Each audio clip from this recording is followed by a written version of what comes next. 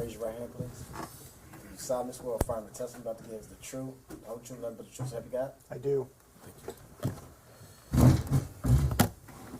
Officer Almeida, would you spell your first and last name for the Officer record? Allen, A-L-A-N, Almeida, A-L-M-E-I-D-A. And you are employed by? The City of Cleveland, Division of Police, Okay, and how long have you been so employed? 25 years. 25 years. And in 2012, were you so employed? I am. And about November 29th, 2012, what was your assignment? I'm assigned to the Mobile Support Unit. And would you describe what that is? We are the tech support for the city, any technology in the vehicles, computers, software, everything like that goes through our office. Do you have a computer background as well as a law enforcement one? Not, You're self-taught? yeah, self-taught, yes. Oh, must be nice. Okay. And where are you located? At the time, we were at 205 West St. Clair as our office. Okay. And calling your attention to November 29th, 2012, what shift were you on? Nights. Nights, and what does that entail? I generally work 9 p.m. to 5 a.m. 9 p.m. to 5 a.m.? Correct. Okay.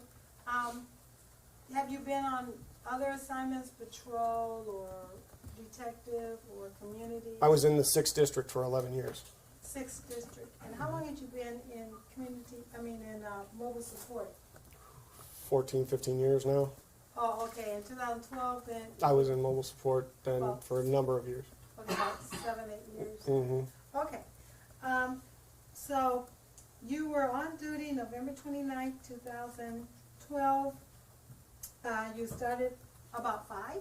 9. About 9 p.m.? Okay. Did you have any calls for support? Correct. Yes. And who called you? I had several that day. I don't know all of them, but I know Officer Nan had called me. Okay. Had you done any work for him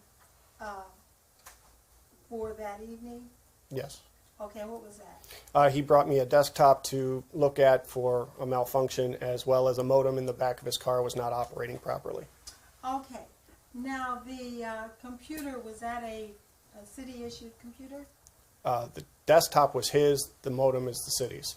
Okay. Had you completed the work on his personal computer? Oh, no, he was dropping it off to me. I was going to take that home and do it down the road. That was his computer. Oh, okay. So he wasn't picking it up. No, he was dropping his personal computer off to me at the same time because his car was malfunctioning. Oh. Okay. So, did you come down to meet him on the street? I did.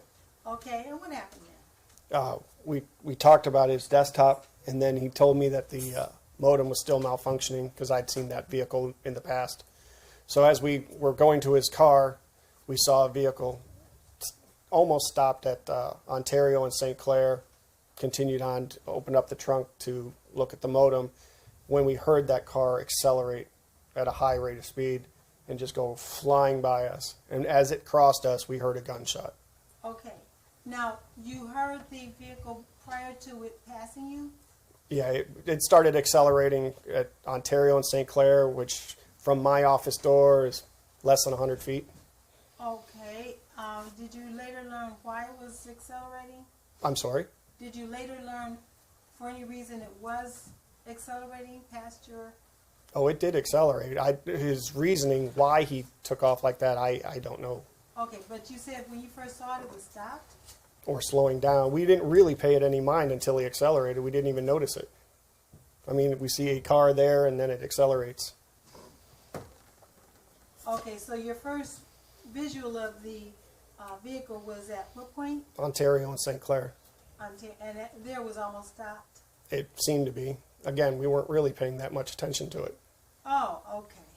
And then you and Nan were on the street. Correct. Okay, were you at his car? Yes. Okay.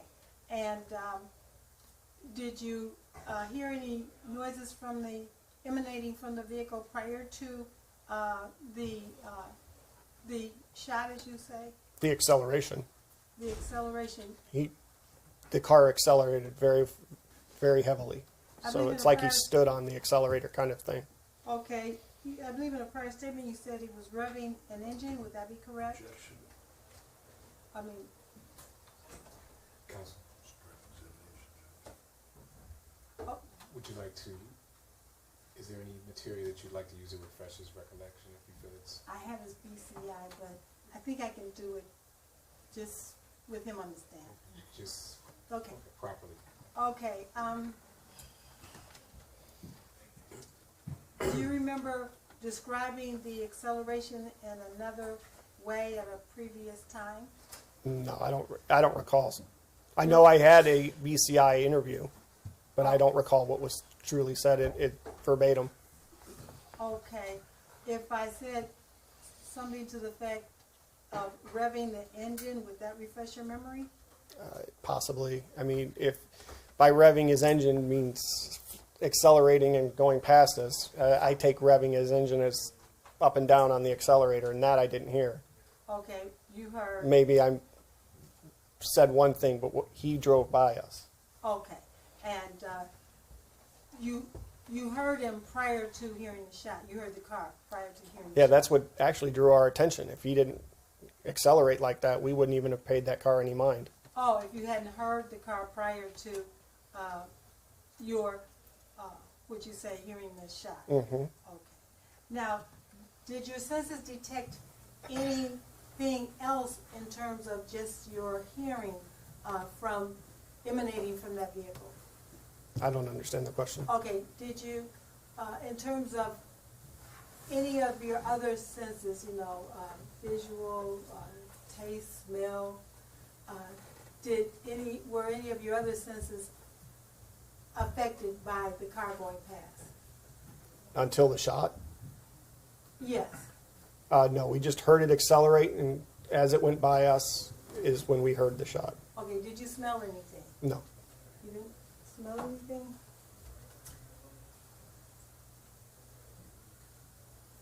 Okay, so after you heard the so-called shot, what did you do? We immediately, Objection. Two. Characterization, Judge. So-called shot, he said he heard a shot. Simmons, can you use the language of the testimony? So after hearing what you heard, what you think you heard, what did you do?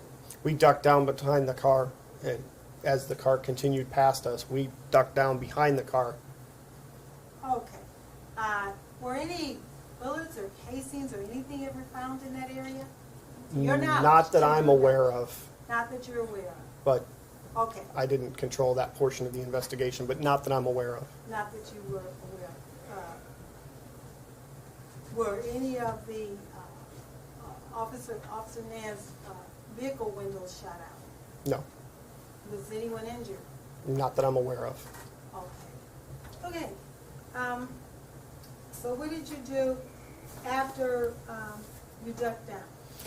Well, after then, the vehicle continued past us going westbound on St. Clair, and I believe it turned south onto West 3rd. At that time, we closed Officer Nann's trunk. He got in it to pursue it. Oh, just a moment. His trunk was open Yeah. the time the car went past? Correct.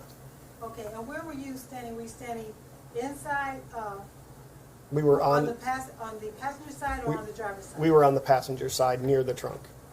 You were on the passenger side near the trunk? Correct. Okay, and you were dealing with the computer in the trunk? Well, we were discussing what it was doing. I wasn't leaning into the trunk, but yes, we were standing by it because he was telling me what it was doing. Okay.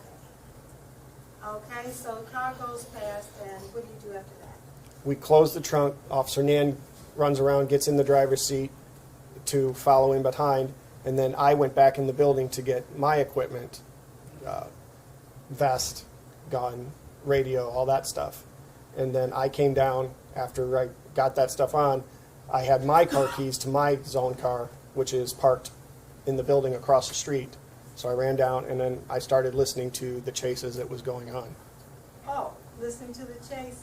Okay,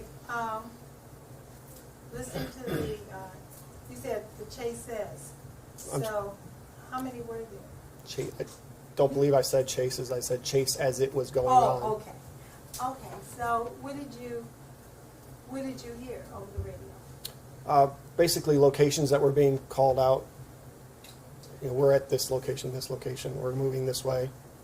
At any time, did you engage in the chase? I tried to get up to it, so yes, I got on I-90 eastbound at West 3rd and tried to follow the chase and try to get caught up to them. Was your zone car equipped with an MDT and an ABL? AVL, yes. MDT? Yes, but it was not. The MDT was not on, but the AVL is. Okay. Were your lights and sirens on? Yes. Okay. Was your car marked Yes. as a zone car? Okay. And so did you ultimately hear any of the traffic noise that was over the radio that indicated a car had been rammed? I don't recall someone saying that a car was rammed. I don't recall hearing that one. Okay. What channel were you listening to? I believe my car is always on channel 3 by default, and I don't think I had time to change it. So I believe I was listening to channel 3. Okay. Did you have your mobile radio with you? Yes. Okay. What channel was that on? I believe it was on channel 2. It was on channel 2. I believe. Okay. So you were listening to channel 3 and channel 2 simultaneously? Correct. Oh, okay. And what did you learn as a result of that? Again, they were calling out locations. I did hear some of the traffic saying that at one point someone thought one of the tires on the cars had burst out, and then I think it bottomed out, and I think that's what someone thought it was a tire. I remember hearing that, but primarily it was just where were they? I was trying to catch up to them. Oh, okay. Okay, but you heard someone say, oh, the tire's blown? I believe so, yes. Oh, okay. Do you remember what location that was? No, Okay. no, Okay. Did there come a time when you entered East Cleveland? yes. Okay. Did you see anything when you entered East Cleveland? What did you see in here?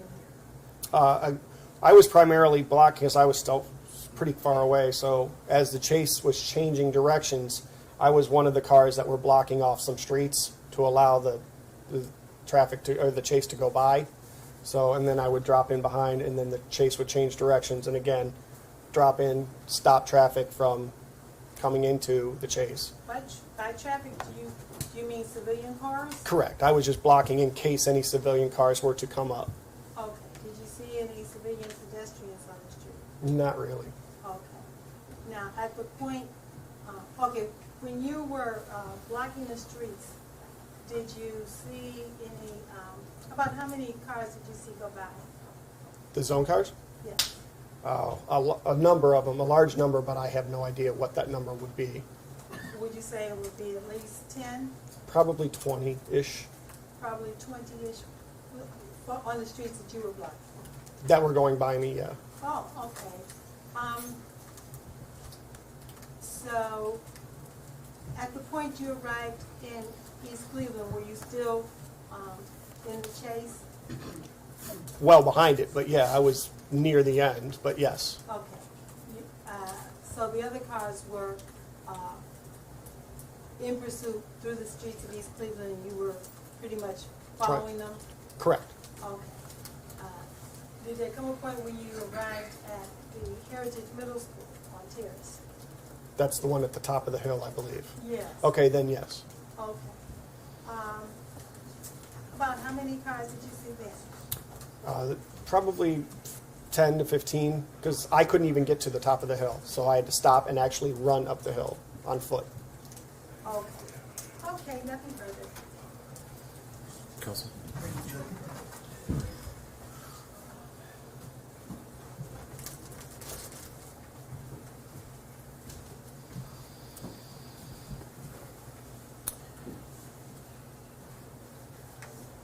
Officer Almeida, my name's Kevin Spellis. I'm gonna ask you some questions. If there's something you don't understand, let me know and I'll try to rephrase it, okay? Okay?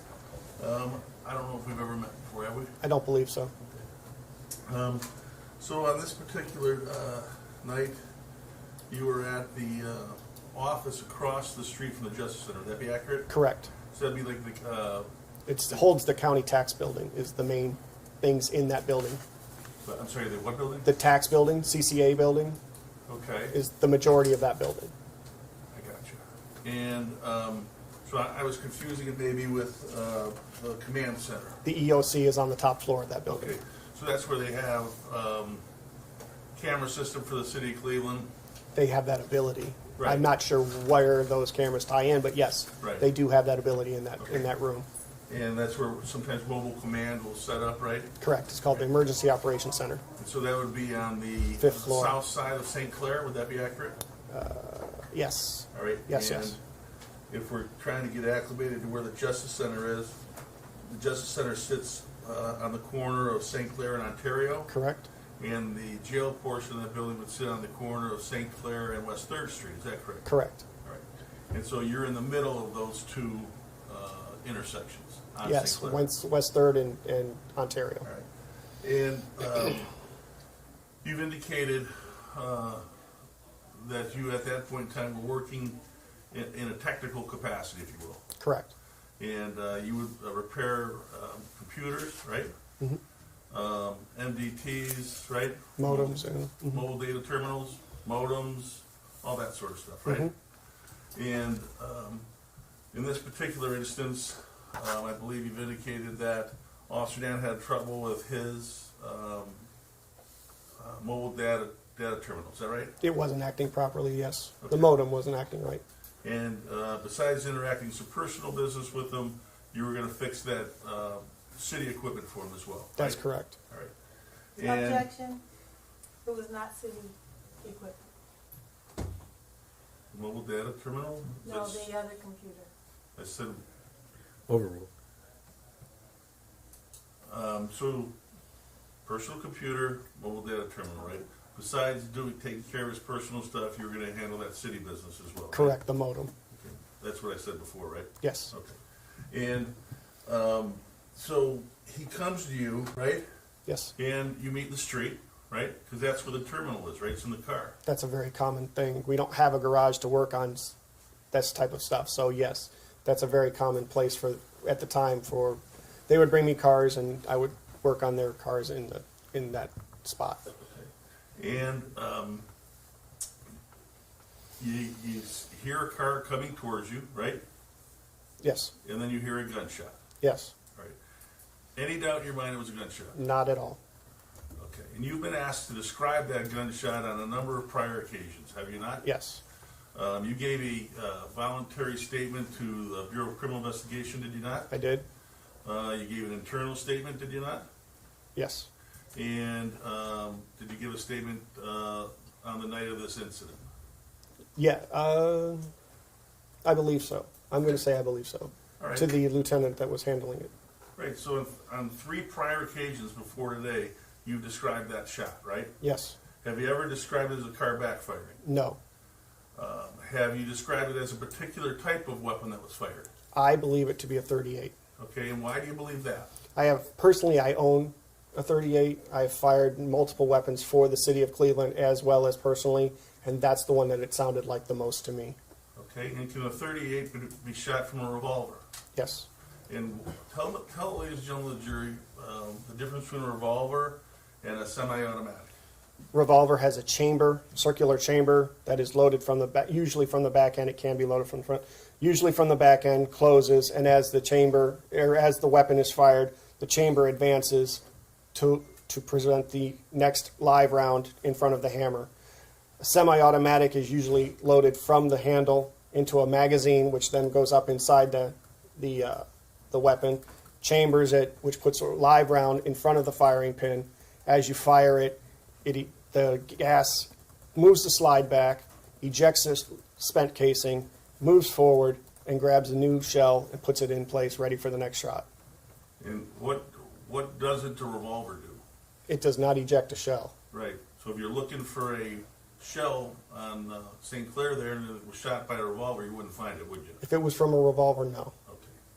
Now, So you, in your opinion, think it was a 38, right? I do believe that. Okay. And again, there's no mistake of what you believe, right? I stand by that. Okay. And as a result of, did you believe you were being shot at? I did not know. I know that there was a shot. I don't know if it was actually directed or out a window or anything along those lines. All right. Could you tell from where in the car it came from?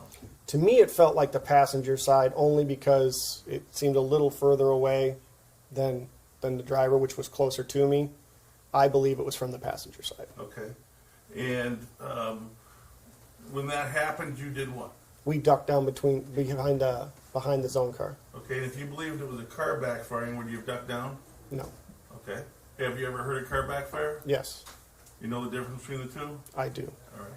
And so you hear the gunshot, you think it's a 38, you duck down, right? Okay. And I think you told this fine prosecutor then that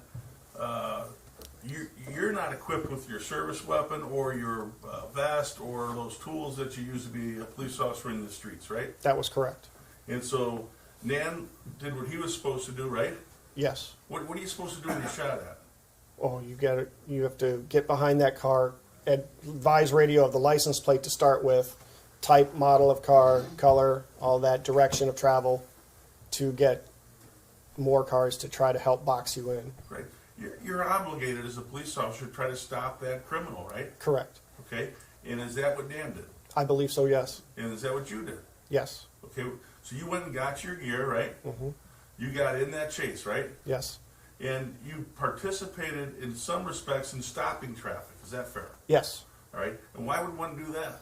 In case there are civilian vehicles that may be just driving out of their driveway, for example, coming in and not knowing that there is a chase coming at them. If the road is blocked off, it would keep civilian vehicles out of the path.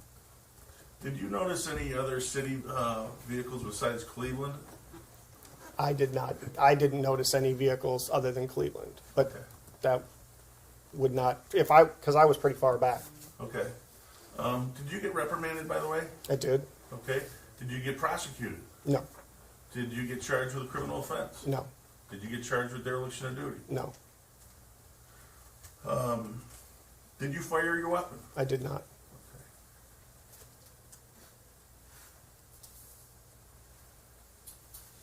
Did you hear when you were monitoring that radio, that District 2 and District 3's radio channel? You said, right? I believe, yes. Okay. Did you hear anybody ask for stop sticks? If they did, I don't remember it. Do you know what stop sticks are? I do. Okay, what are they? There's two types. Usually it's an expendable. You throw it out and it expands out and sticks. The posts come up like this. It's a spike. As the tire goes over it, the post is hollow, which then drains the air out of the tire, causing it to go flat. Okay. And did you hear anybody talk about a helicopter? They did ask if the chopper was up. I don't believe it was. All right. And why would one want a helicopter? Oh, that makes chases far easier because the helicopter can keep up far better than any zone car. They can light it up. They then, when the aviation unit is up, they take over the directions of the chase. They give out the streets and call it out. And they can put a spotlight on it if they have to and light the vehicle up. And it's much easier for them to light it up and just follow the light and have them call it out, because then you have a better shot at where they are. Right. And allows that first vehicle To back step off a little bit. Right. Hmm. Okay. And sometimes decrease speed, right? It does tend to decrease speed. All right. And let me ask you this. If you're the first car in that chase, what's your obligation? Your obligation generally is to present where the vehicle is over the radio, giving out locations. And are you aware what the Ohio Revised Code requires a police officer to do when they're in that chase? To activate their overhead lights, proceed with caution, give out, try to ensure public safety. Right. And how about a siren? You need a siren? Yes, Okay. light siren, So proceed with caution, siren and lights, right? correct. Okay. And would you agree with me that sometimes that may be in conflict with a general order? I'm sorry? Could that be in conflict with a general order? I don't really understand the question. Okay. Well, are you aware what general orders are? Yes. Okay. And general orders what? General police order, a general rule of acting for whatever the case may be, and that runs the gambit of situations from uniform through deadly force. Okay. But in this instance, to pursue, you have to have lights and siren, right? Correct. And those have to be operating, right? Yes. And you were asked by the prosecutor if you did that, right? Yes. And you did. How about the cars that you saw go by you? Did they? Yes. Did you see any car that didn't have their lights or siren on? No. And you were in a car by yourself, is that correct? Yes. And could you have a partner with you? I don't have a partner that works in my office at night. Okay. And if you're in a chase and you're driving, whose responsibility is it to drive the car? The operator. The driver. The right? driver. And whose responsibility is to decide whether to go through a red light? The operator. Driver, right? Yes. And whose responsibility would it be to decide on the speed? The operator. The driver. Right. And that would be common sense, would it not? Yes. All right. Thank you. No further questions at this time. Anything else?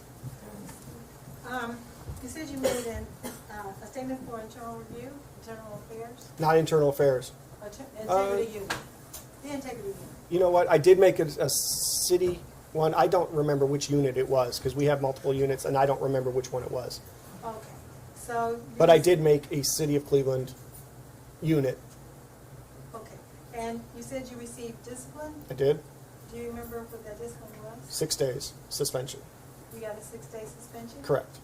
Okay, and what was that for? Not requesting to join the chase, not requesting to leave the city, and not being in complete uniform. Okay, and, so that's required, you have to request of whom to join the chase? Per policy, yes. So who do you have to request that of? Of a supervisor, my supervisor would have been the supervisor in radio. Okay, would it also be, do you know what a sector supervisor is? I do.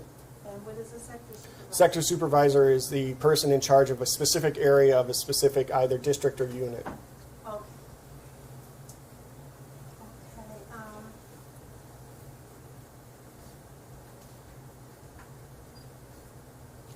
tell me about it. Based on that judgment? Yes, So absolutely. you were reprimanded for your speed, right? They dismissed that one. Okay. Were you reprimanded for going through stop sign? No, Were you reprimanded for going through a red light? no. Thank you. I think that's fine. Also, thank you very much. Thank you. Good to go.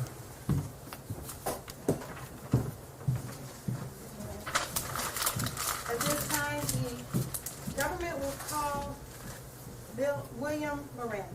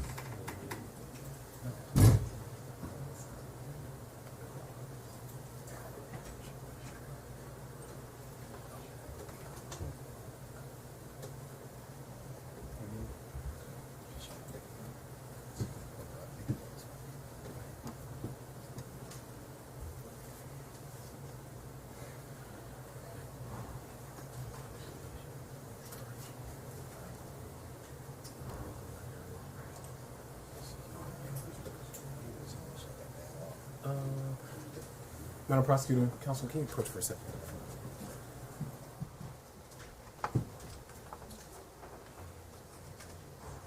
Yeah, yeah, no, my deep one is over. Just in case I need to refresh his memory, one of the BCI ones.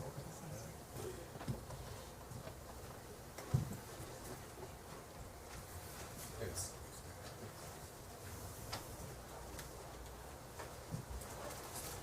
Advance.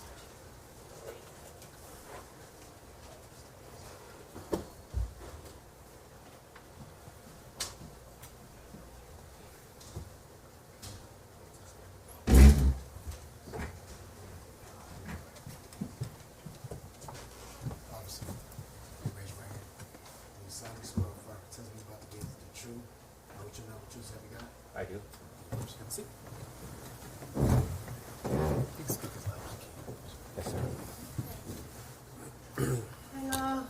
Detective. Hi, good afternoon. You're a detective, correct? Yes, Okay, would you spell your last name for the record? Detective Miranda, Okay. Miranda, badge 998. Okay, and your first name? William, Okay, do they commonly know you as Bill, Billy. Billy? Yeah, okay, so if we hear anybody calling you Billy, that's you? Yes, Okay. Okay, so you are employed with the City of Cleveland Police Department? yes. How long have you been so employed? 21 years. Okay, were you so employed in 2012? Yes. Okay, and what was your assignment in 2012? I was assigned to the 2nd District Vice Unit. Okay, and the second district is west of the Cuyahoga River, Yes. all the way to about which street? To over, I would say, by Steel Yard, south to Brook Park, north to the lake. Oh, okay.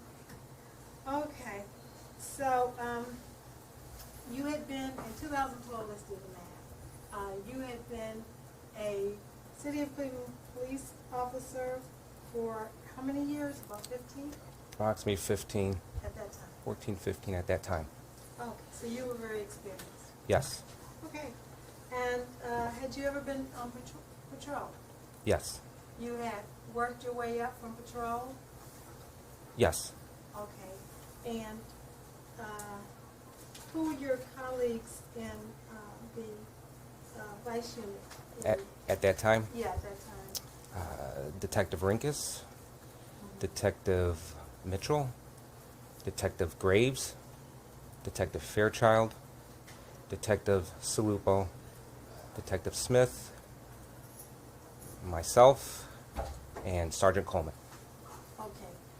Sergeant Coleman was your supervisor of all of you? Yes. Okay. And how long had she been your supervisor? At that time, I was in the vice unit probably a month and a half. Oh, you had just gotten the vice? Yes. Oh, okay. Okay. So we'll make this very clear cut. November 29th, 2012, when did you come into work? Approximately 6 p.m. Okay, so you were on that shift. Yes. Okay. And would you tell your activities when you first came in and what you guys were doing? I'm not I mean, just, exactly recall, but usually we come in, we talk, we have a roll call, and paperwork until we decide what we need to do. Okay, until you decide what you need to do? Oh, okay. What kind of paperwork like that? It could be anything at the time, maybe follow-up cases. Okay, At that did you ever get search warrants, file subpoenas, stuff like that? Yes. Okay.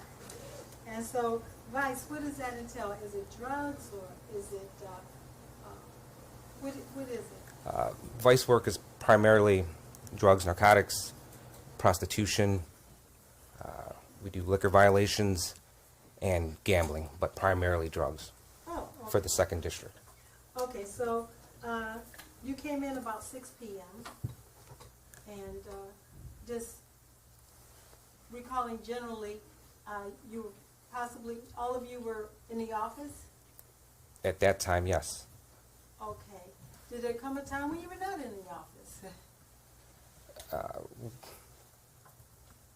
I don't recall, but I know we left for the vehicle pursuit. Okay, do you want to give us, how you got involved in the chase? I was in the office doing paperwork, and I was advised that there was a vehicle pursuit. An officer was shot at. Okay, by whom? Sergeant Coleman. Okay, so what did you do upon that advisement? Like we commonly do, we put on our tactical vest and we go out to the cars. She's in my office at that time. Oh, okay. So you go out to the cars. Do you remember, were you the driver or the passenger? I was the driver, Who was the passenger in your vehicle? Sergeant Coleman. Okay, what kind of car do you remember that you got in? We were in a silver Dodge Charger. Okay.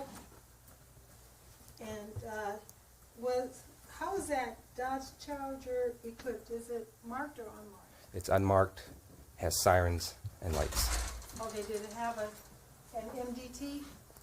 No. Okay. Well, MDT, yes. No, it does not have MDT. Or did it have an ADL? No. Okay. Or, just a moment. I'm showing you what is a general police order that's already in evidence regarding vehicle pursuits. And I'm showing you number 4G. Okay. It's, you want me else to bring it? Okay, now 4 says what? Officer shall not. Okay, and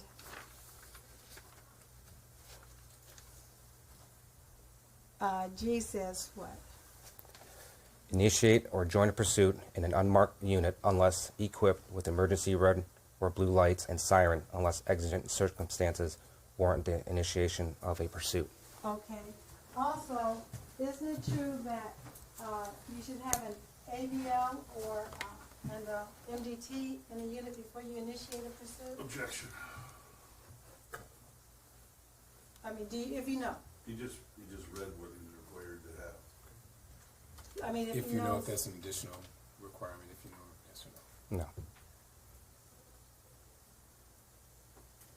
No. Okay. Now, let's get this out of the way. Were you disciplined at all for participating in this chase? No. You didn't receive any discipline for participating in this chase? No. Okay. Okay, so tell us about your involvement in the chase. How you got involved in the chase? Once we heard it come over the radio that there was a vehicle pursuit, policeman shot, we were in the office, put on tactical gear. Got in You our, were advised by Sergeant Coleman? yes, Okay. she was in the, we shared the same office. Okay. Did she advise anybody else of the same thing? I don't recall, but Any other reportees? yes, Okay. Do you remember who else was so advised? I don't know. I don't recall. Okay. Could it have been Rinkus? I Just don't, I you don't remember? recall, no. Okay, go ahead. And we go to our car, The silver Dodge Charger. yes, Okay. and then we, listen to the radio, find out where the vehicle is heading. Okay, now at that point, did you feel you had an ability to say, no, I'm not going? Did it's, yes, if I wanted to. If I didn't want to, Did you feel that there would have been any consequences if you had said no? maybe. I don't know. Okay. But Sergeant Coleman was your supervisor? Yes, Go ahead. and we listen to the radio and find out where the vehicle is at, and we head to that direction. Okay. Now, the vehicle had a radio? Yes, Okay. It had, did you have a mobile radio as well? yes. Okay, so do you remember what channel you were listening to? I don't recall, but I'm sure we were on channel 2. You were on channel 2? Yes. Okay. Do you recall who was broadcasting over channel 2? As far as, Broadcasting. Who was speaking? I don't know, I don't recall, but other officers giving the direction of the chase. Okay. Did you at any time talk over channel 2? No, not that I recall. Okay. Do you recall Sergeant Coleman talking over channel 2? Yes. Okay. Do you remember what she was saying? No, I do not recall. Okay. Do you recall whether or not she was giving any instructions? No, I don't. Okay. So you were there, but you don't recall anything that she was saying? I don't recall exactly what she was saying, no. Okay. Did there come a time when there were things about the chase that you saw? As far as the vehicle, yes, we saw the vehicle pass by us, Okay. and then we joined the chase. And you joined the chase, but you don't recall anything else No, about the chase? the whole chase. I mean, you don't Um, recall? I mean, we were in pursuit, sometimes 3, 4 cars behind. Did there come a time when you were the lead car? Yes, At what point was that? if I recall, it was off the highway, off of 90. Off of When 90? yes, when the lead car lost its advantage. Okay, how did the lead car lose its advantage? If I recall right, the vehicle pulled off the exit, Which vehicle? the pursuit vehicle, The pursued vehicle? Yes. Okay. and I believe the lead patrol car couldn't make that turn, and then we made the turn off the ramp, off the exit ramp. Okay, did you see any car get rammed? No, You never saw any No. car get rammed? Okay, were you able to see the occupants at all? yes, Okay, and could you see anything that the occupants were doing? I recall. I saw the occupants, but I don't recall exactly what they're doing besides driving and let's see. I don't recall exactly what they were You doing. don't? I don't. Okay. Did you have an idea at the point that you were in the chase about how many other vehicles were in the chase? No, Were there more than 2? I would say yes. Yes. More than 10? I don't know, but I would assume yes. Okay, when we approach. Yes.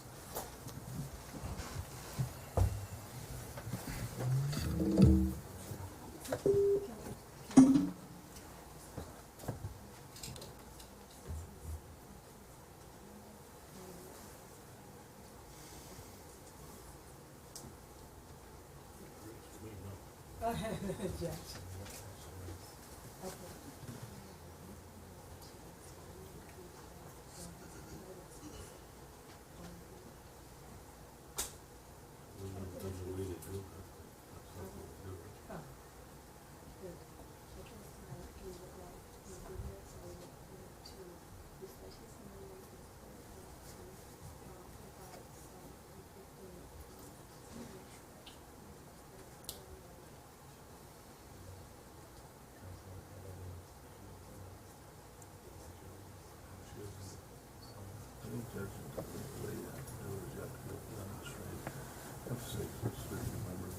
I mean, that's.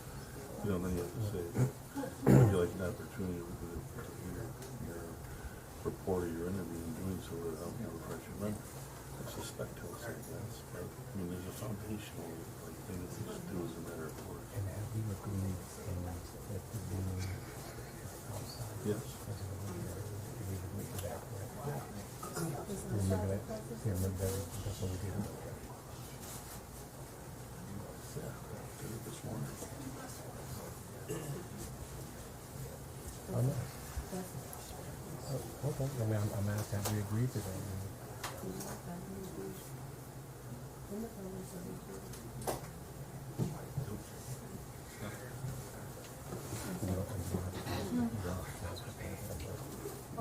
No, okay.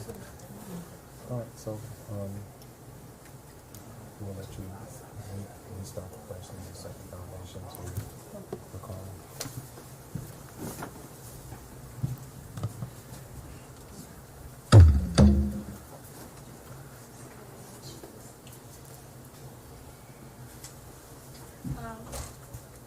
Detective Miranda, would you like the opportunity to refresh your memory by viewing your tape?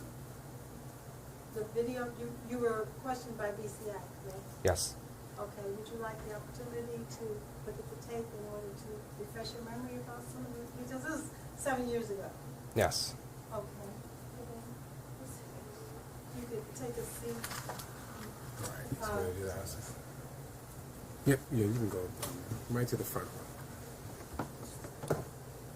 All right, so what we're gonna do is conduct this brief portion outside of your presence. That way you get a chance to use the bathroom, take a break for a moment, and we'll call you right back. That won't be too long. All rise for the jury. Thank you for being so cooperative.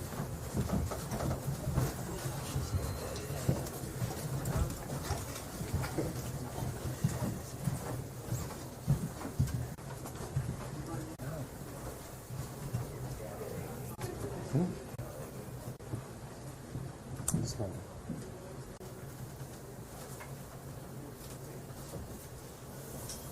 All right, let's roll.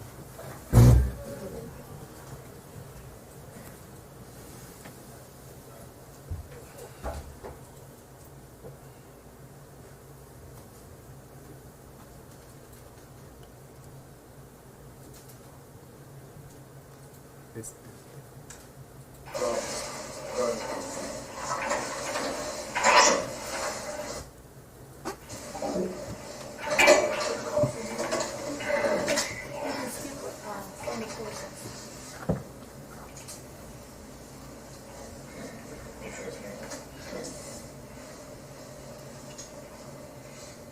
As our cards indicate, my name is Eric Howard. I'm with the Attorney General's Office. I'm here with you.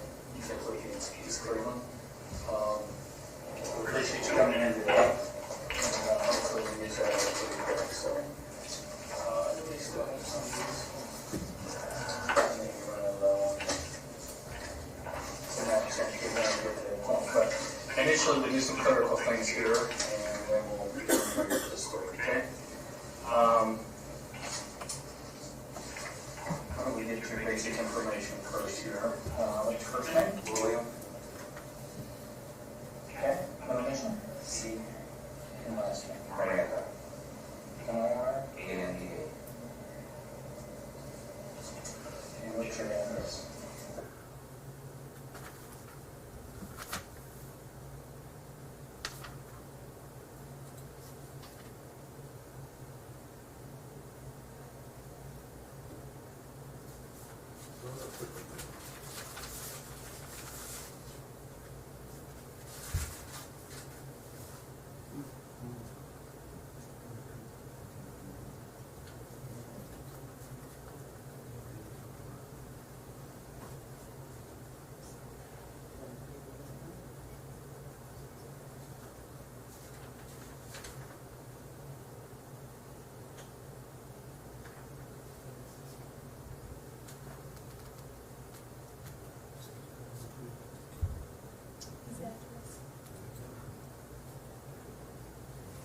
We've been asked to look at the criminal side of the investigation.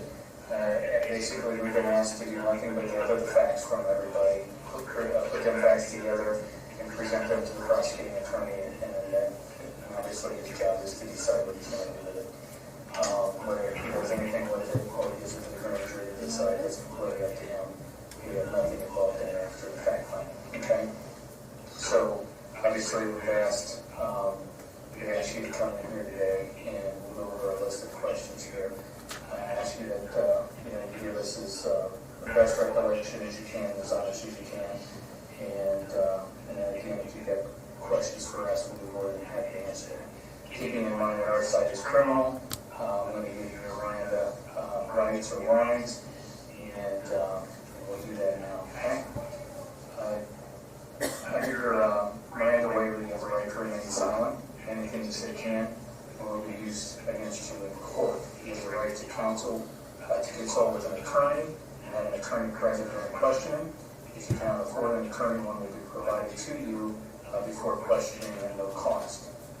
Do you understand these rights? With these rights in mind, do you wish to speak to us today? All right.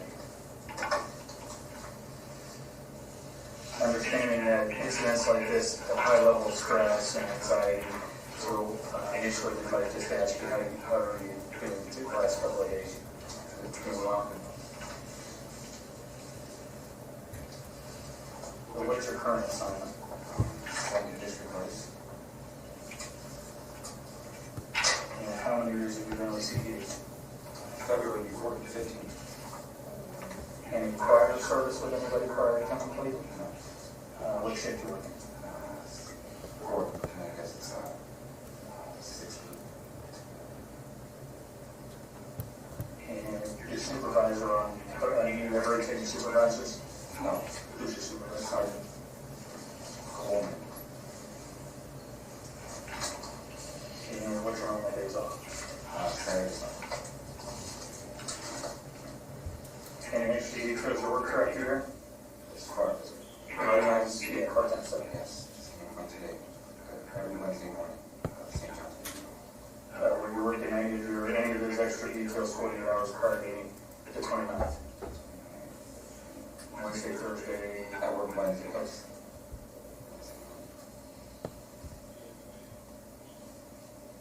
What was that detail again, St. John's Cathedral.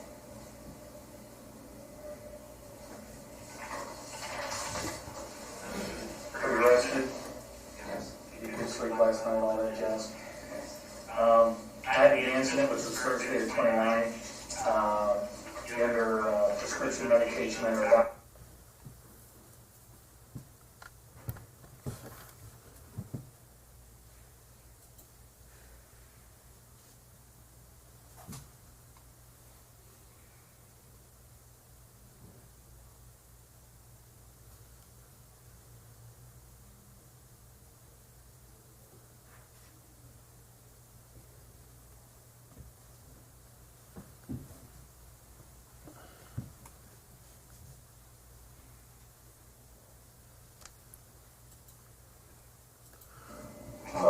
Yes. How about you, quick one on the line, what's your, Vest. Cuffs. make and model, yeah, Glock 900. 17, 19. and you see anything else? Can you see less than lethal, anything like that? Taser. Free taser. Any backup weapons? No. How many magazines you carry with you? I carry 1, 2. Two backups, or one of each? One gun and I have my backup. And it is carried on their arms. 15. On the chamber, Yes. so your magazines are full. Yes. Any personal recording devices that you own? So cameras, body-worn cameras, and how about the vehicle you're driving? Silver Dodge Charger. Vehicle number? It's unarmed. Full car? Do you have a call sign for that evening? 2 Victory. Single man, two man? That was 2 men. And who was with you? Sergeant Coleman. Yes. So you were driving, right? Yes. Camera in the car? No. Fully equipped, emergency lights, sirens, Yes. radios in? Yes. Is it mobile or portable? Both. We have whole moving cars and nothing's in the car. Amputee? None. What about vehicle locator? Does No. does that, No. what specialized training, you have slide, instructor, you do any of that stuff? Military? It's just basically you got the relation in October. So what about, since October, have you had any narcotics training through Cleveland Academy, or still going through that, or you? Just streets. Military, good? No. When was the last time you qualified with your weapon?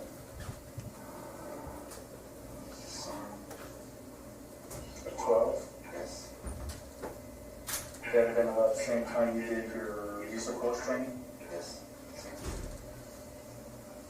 And your current peace officer certification through a father's update? Yes. All the legal updates and all that stuff? Yes. Have you ever been involved in prior police involved shootings? No. Tell us, as best as you can, how did you first become involved in the pursuit? We were in the supervisor's office, and then Sergeant came up to the office and said there was a policeman shot at, and there was a pursuit going on. So we got back to the ground, got to our cars, and listened to the radio to see where it was at. We got to Clark, we got to Mount Clark, about 44 when another pursuit was coming east of Clark, 65th.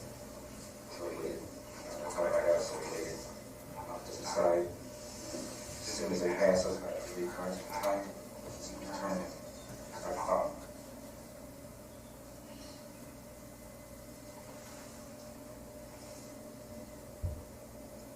So you were what, about fourth one, fifth one back? About 3 or 4, I would say. Okay, and then what happened? Just listening to the radio, the pursuit started going east on Clark, 14th, quickly. I mean, at the time, we were, coming over, careful,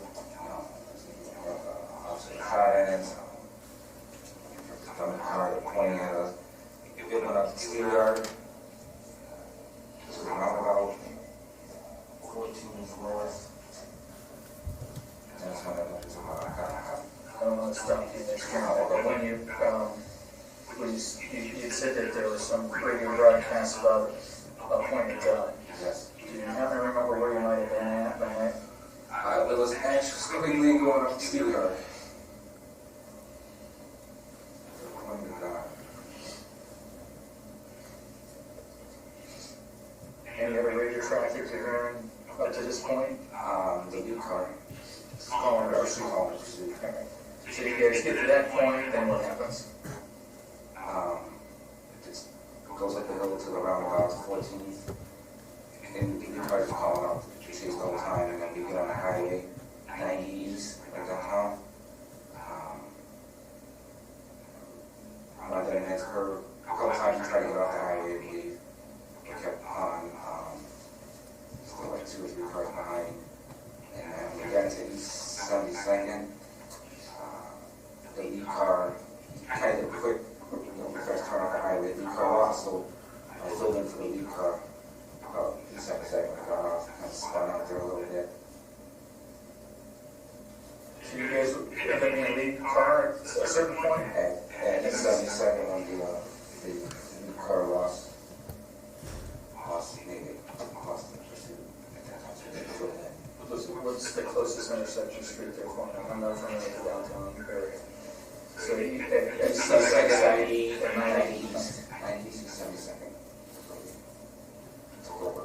Okay, so you guys now are, you're driving, right? Yes. So is the supervisor calling the pursuit now? She's calling this. Okay, so tell me what happens then.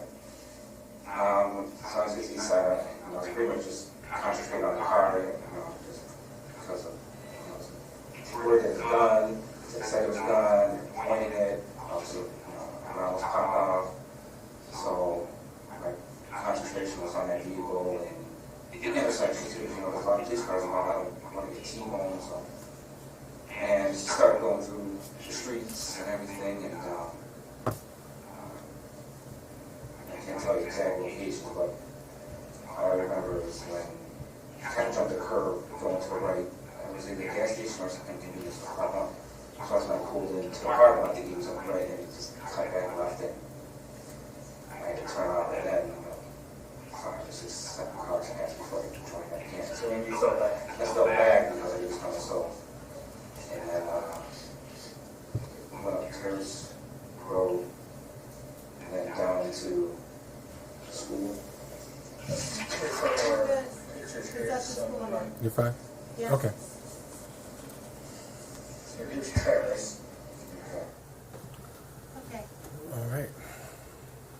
So, Judge, just for the record, record Yes. purposes, there's nothing different than what he testified to. He said that he didn't know who was calling the pursuit. He just said that Sergeant Coleman was calling the pursuit. All right, well, I mean, He also said that he saw a car almost get T-boned. He said he couldn't remember anything, so no, he said he didn't want to get T-boned, what he said up there. he said he almost got to, No, he said he didn't want to get T-boned. and then he said that he saw the car jump the curb and cut through gas station or something. I agree, you haven't asked that yet. Yeah, okay. So Oh, you no. were asking him who was in the, Who was were calling the in the pursuit. pursuit with Yes. him. And he said he didn't remember who, and he still hasn't said that. He at this said point. that Sergeant Coleman was calling the pursuit, and that's what I needed, okay? all right, so I see court has to be very careful to make sure that exactly what's being requested is what we're pursuing so that we're not wasting Okay. time in this matter.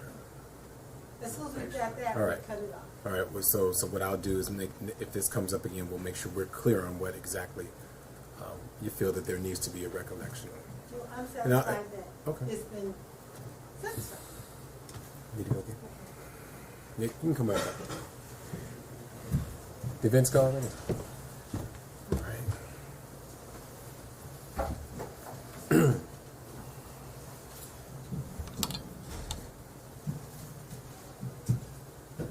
You got some time. You can take some minutes. Yeah. Unless everyone wants to stretch, you have a couple of minutes. It looks like it always takes at least.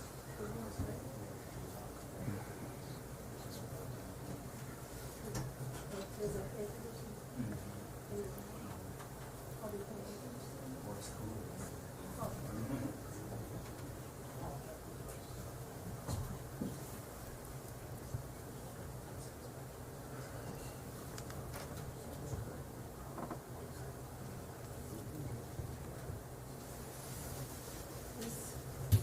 This screensaver reminds me of Aquaman. You seen Aquaman yet? I love that. I guess they had to learn how to swim. Very well, very, very well.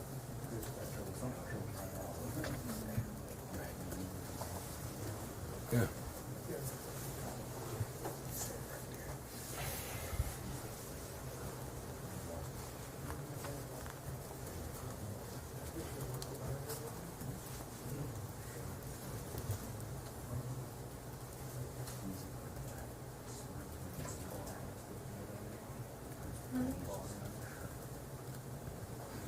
You can try.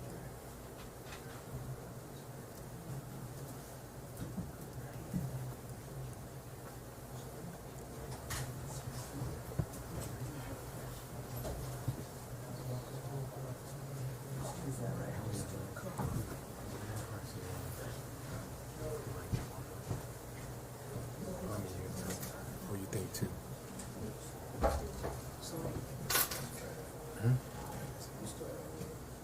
No, same thing. I guess tomorrow. So tomorrow? I guess, what time is it? 1:43? Is you gonna do the other one? Okay, I'll call you.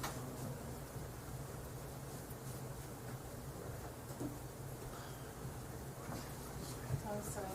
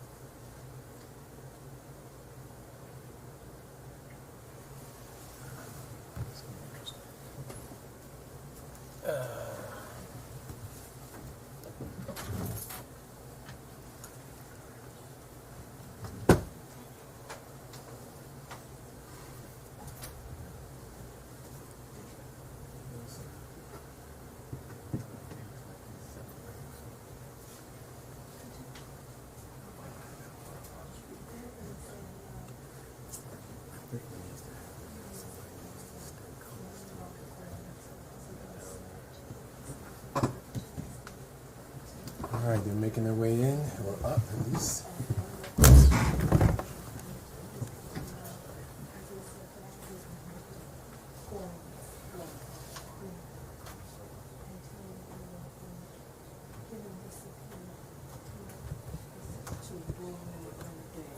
He hasn't listened.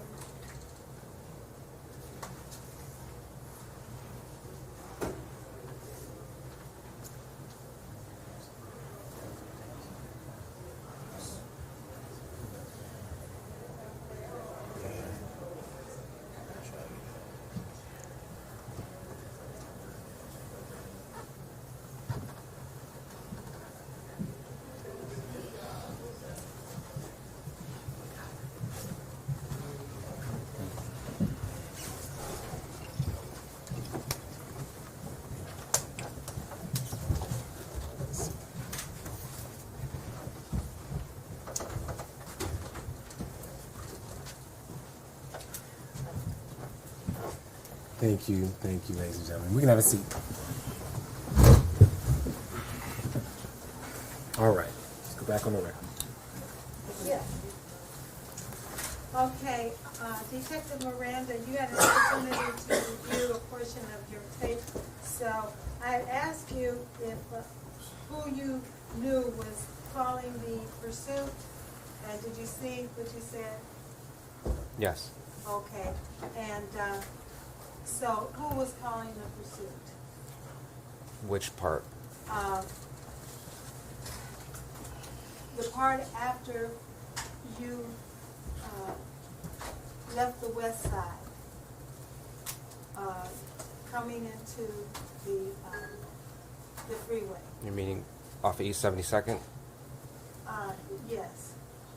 Start when the lead vehicle lost tactical advantage. We were next in line. We took over the lead. We were the lead car. Sergeant Coleman broadcast, which is common for a lead car. Okay. So Sergeant Coleman was calling the pursuit at that point. Yes. Okay. And when you entered East Cleveland, was she still calling the pursuit? If I recall, it's East Cleveland, we're the west side. We didn't know exactly the directions, so I believe a car behind us started calling out the directions. Okay. Oh, calling out the directions, but do you remember what she was saying when she was calling the pursuit? Don't recall. Okay. In calling the pursuit, was she giving instructions? As far as direction until, Not geographic directions, but instructions. no. Okay. What was she? She was given directions until we did not know our location on the east side, where I don't know which car, backup car, who knew the directions was giving. But you heard you say that once at 72nd, the lead car lost the advantage. Sergeant Coleman was calling the pursuit, correct? Yes. Okay. Okay. Also, you said that at some point you had to make evasive action in order to avoid getting T-boned? I meant when I was the driver, I was controlling the vehicle. At the intersections, I was being cautious not to get T-boned. Okay. Now, you're in East Cleveland, and as lead car, did you see the suspect car jump the curb?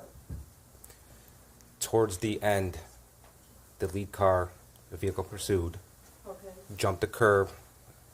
I believe it was, I wasn't sure at the time, it was a convenience store or whatever, jumped the curb. I went also over into it. The vehicle suddenly turned back, jumped the curb back into the street. I decided I wasn't gonna, it was too dangerous, I was gonna do that, so I went out to the side street and came down. By then, a few cars passed by, and then we rejoined. That was close to the end of the chase? Yes, In the city of East Cleveland, yes, where he was making all these dangerous moves? Yep. The pursuit? yes. Okay.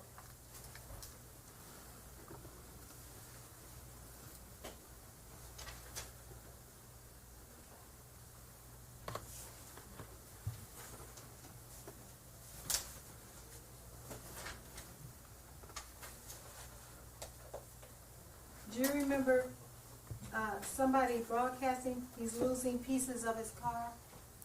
Yes. Okay, and how did you interpret that? By seeing it, the vehicle was bottomed out a little bit.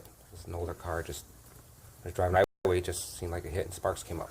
Sparks was coming out of the car? Just the bottom, just hitting sparks. Okay, and it looked like pieces of his car was flying off? No, just He was losing pieces of his car? I just saw this, when I saw sparks. Okay.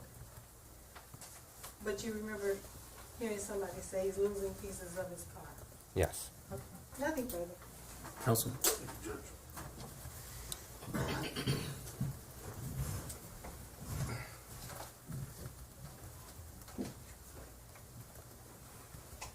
Officer Miranda, my name's Kevin Spello, I'm going to ask you some questions, and we've actually met before, right?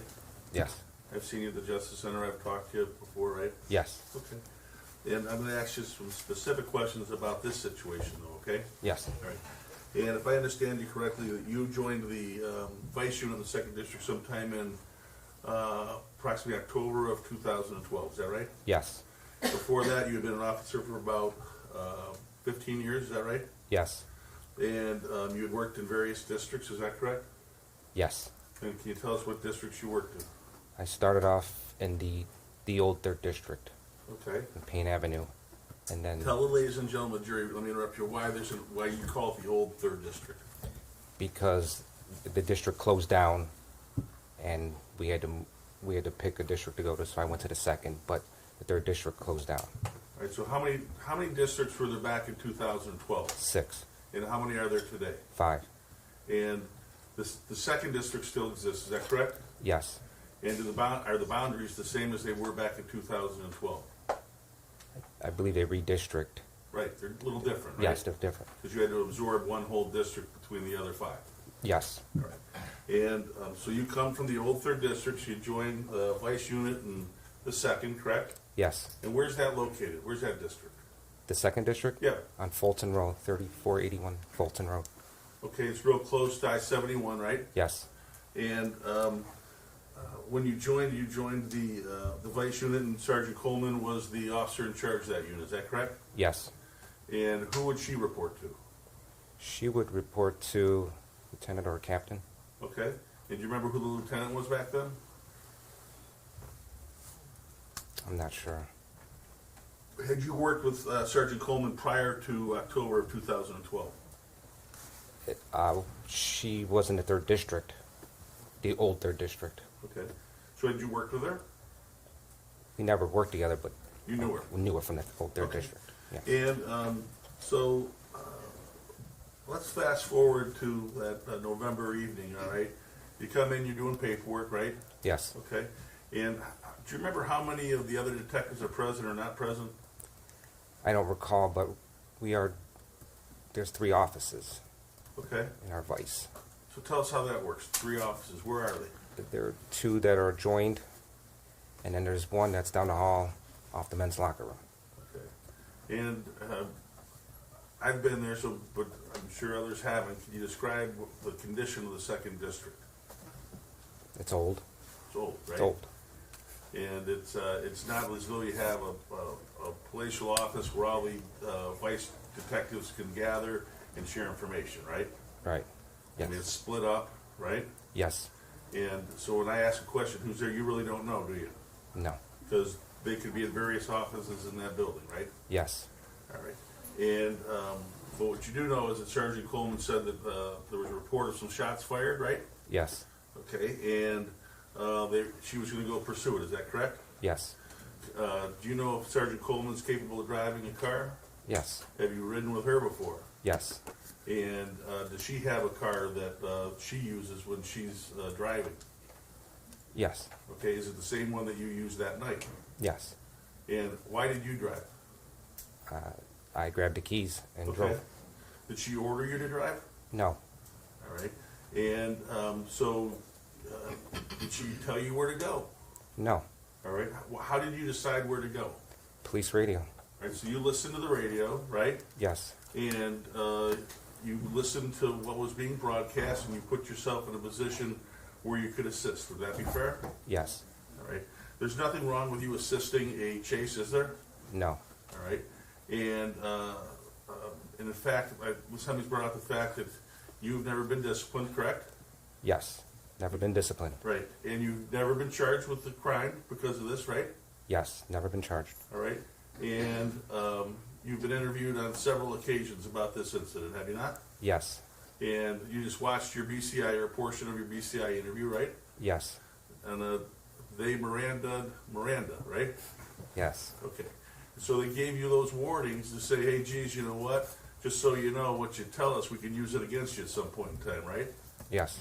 All right. And you chose to talk to me. You didn't have a problem doing that, did you? No problem. Okay. And they didn't say, geez, you're lying. You violated all these traffic laws, did they? No. All right. They didn't charge you with an offense after they talked to you, did they? No. You went through stop signs, didn't you?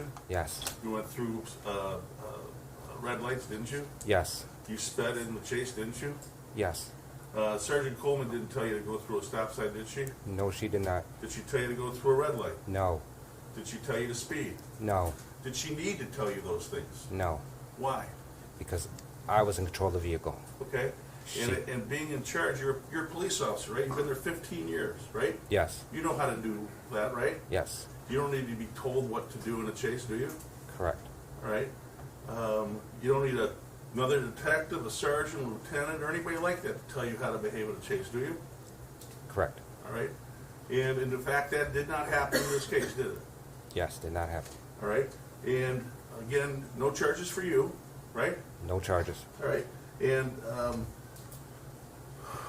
there wasn't, you described a period of time where there was others calling out the direction of the vehicle you were in pursuit of, right? Yes. Okay.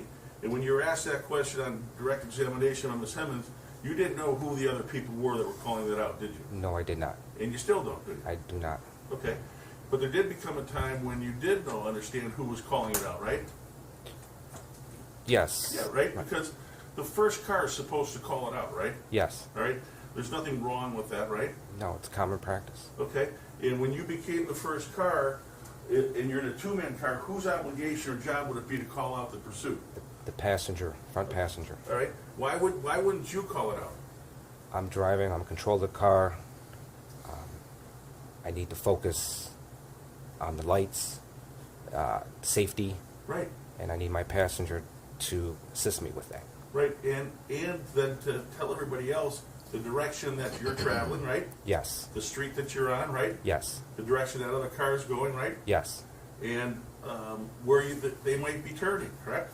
Yes. Right. You were asked a question earlier about you almost got T-boned. That's not what you said, is it? No. And you said that you slowed down or you were concerned about being T-boned in intersections, right? Yes. And why was that? Because of travel, the lights, and be cautious to go through the red lights, make sure the intersection is cleared. So I was what would nervous you about- do when you came to an intersection? I would slow down, make sure it's clear. My passenger would help me clear it, and then we proceed through once it's safe. How would that work? How would your passenger assist you in clearing an intersection? It's just another set of eyes to help me. Like, you're clear right, something I might Okay. not be able to see. You know. Right. So you're good on my side. Yes. Okay. You got the left side. We're good on the right. Go. Right. Yes. Okay. And that's common practice, right? Yes. Okay. And it's actually good police work, right? Yes. And so there came a time when then you didn't call out, or your car did not continue to call out the directions, right? Yes. And when did that occur? Say, on the east side, where we were not familiar with the streets. Okay. So you were out of your district, right? Yes. And did that occur when you were in the old 6th? I believe it was the 5th, 6th border, 5th district, 6th Okay. district. So before you got into East Cleveland, you had stopped calling out the directions. Is that fair? Objection, that's not the testimony. Sister, could you actually ask the question so we can get the answer? I know you made a statement. She's And saying I'm it's asking not. if you'll agree with it. Can you ask him a question as opposed to giving him the answer and ask him if he agrees with it on that particular issue? Did you call out, or did your vehicle call out directions in East Cleveland?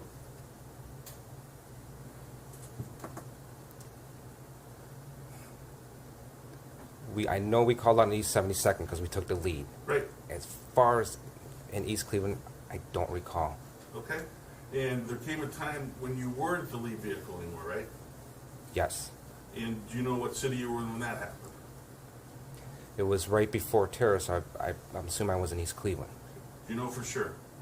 Do I know for sure? Yeah, No, I don't. okay.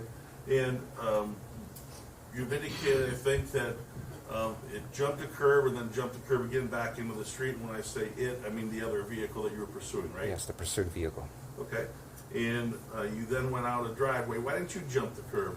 I thought it was too dangerous at that time to just turn my car and hit the curb and go back into the street. So I went out the exit to the street, the driveway to the street, and then Did Sergeant Coleman have to tell you not to jump the curb? no. Did you make that decision on your own? Yes. All right. Did she criticize you? No. Did you say, geez, Billy, you should have jumped that curb? No. At any point did she criticize you in your pursuit? No. At any point in time did she demand you do something other than what you wanted to do in that pursuit? No.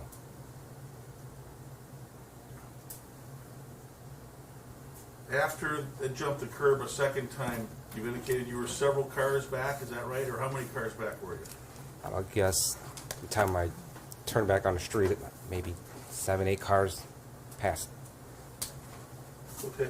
And, approximately. am I correct that neither you nor Sergeant Coleman fired a weapon that night? No, we did not. Thank you. No further questions.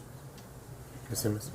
Just briefly, isn't it true that you found out later that you jumped the curb at about Happy Pizzas on that corner there? Yes. Okay. Nothing further. And would you say that was in East Cleveland? Yes. Okay, nothing further. Anything based on that? No, Judge. Thank you, Detective.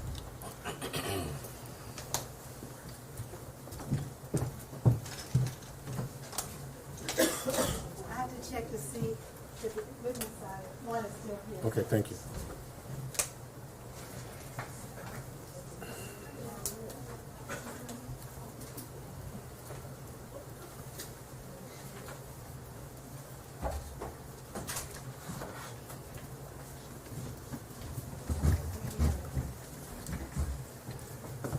Solemnly swear affirm the testimony about to give is the truth. I hope you know the truth. Help you God. I do. Have a seat. Thank you, sir.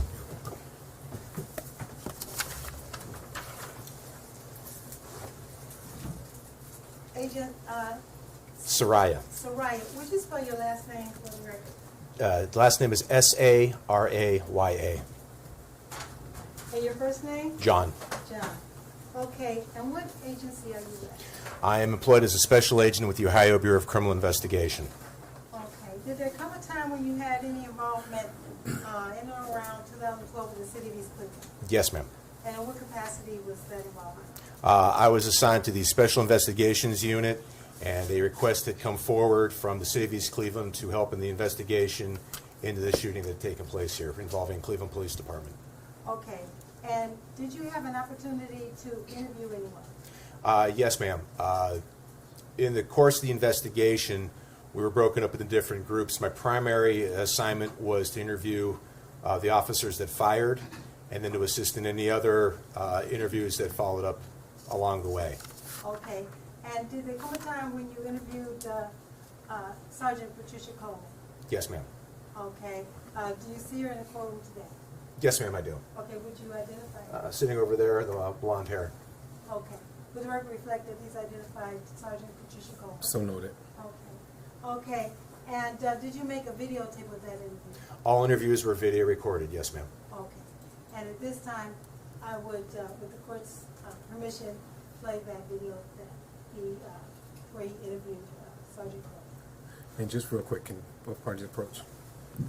Just want to make sure. Someone before we move into that, we need to talk about that. Just this, I have a objection as to what Well, I'm gonna read that for personal information from you. No, I have it as to any information Oh, as yes. it relates to what took place down in Heritage Park or that would happen after Happy's Pizza. So our agreement was that you would tonight. Yes, a couple minutes after.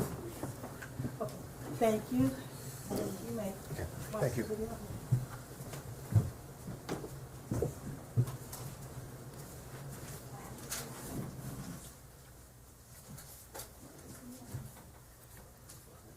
Agent, if you wanted to stay here, you could. I mean, it's up to you, wherever you're comfortable. And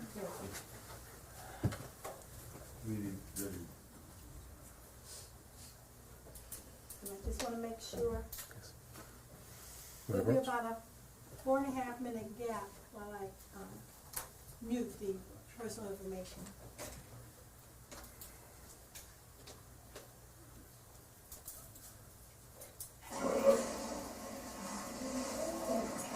Did you know Mike Angelo from Gordon? He was a positive. He was a district trustee for the FOA back in He was on about that.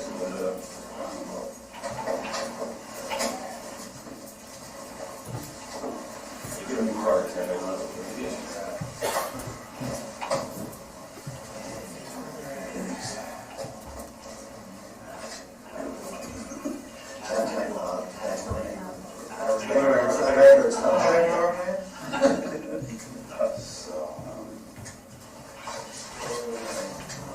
And if you haven't met my attorney's sense of humor yet, don't believe this one. That's about We're on video, buddy. Nothing about it. Yeah, first the 13th. Okay. You give me the canned speech. We've been tasked with the criminal investigation. I've been here for about 15 years of time, years of helping us. We've been mixed up in obstacle ball shootings forever, and really about the whole time I've been here at DC. And as such, we're going to give Miranda warnings, not because we think he did anything wrong, but our rule is this is criminal, it's a for all rights and privileges. Okay? If at any time you have a question of us, please ask it. If something comes up and you want to step outside the hallway and confer, feel free. Okay? Don't take some of the questions personal. We're trying to elicit details. We want you to expound on something, things like that. Just a couple of questions. You hear the guys who look at us kind of funny enough. We're asking everybody the same basic questions. Attenuated a little differently because you didn't shoot, things like that. But for the most part, it's the same basic questions. Okay? All right. Any questions? And of course, please be honest. If you don't know, don't fall back on the little hot speak. Just say, all right? Okay. So it's very important. So you have the right to remain silent, and you say can will be used against you in court. You have the right to consult with an attorney and have an attorney present during questioning. You can afford an attorney when he provided to you before questioning at no cost. You understand these rights? So we are recording this on video right now. We're going to create a microphone, but if you start getting too quiet, I'll ask you to speak up. Okay? Your full name? Patricia, Patricia, and Holman, COL, Okay. Your home address?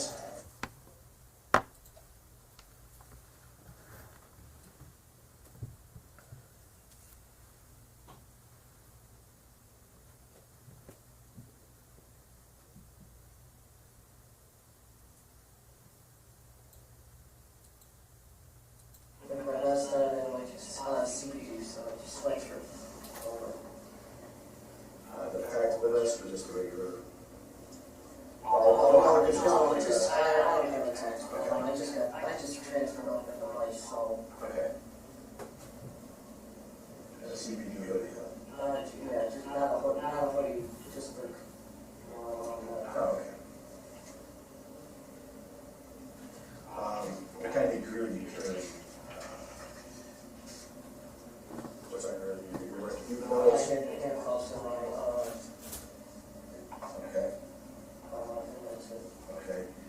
Pistol? Magazines? Just like, Just a weapon? Okay, weapons, magazines. Handcuffs? handcuffs.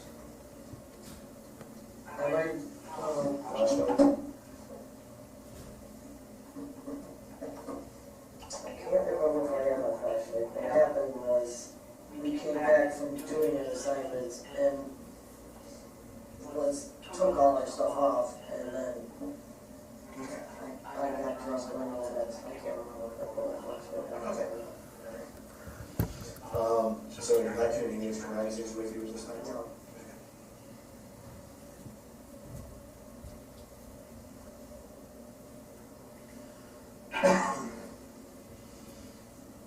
Okay. Backup weapons?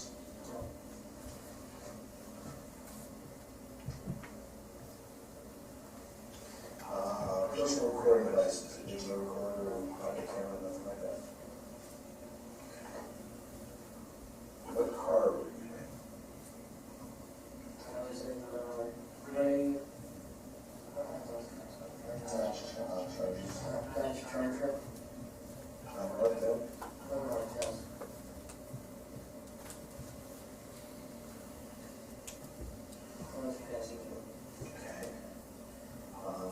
What the car number is?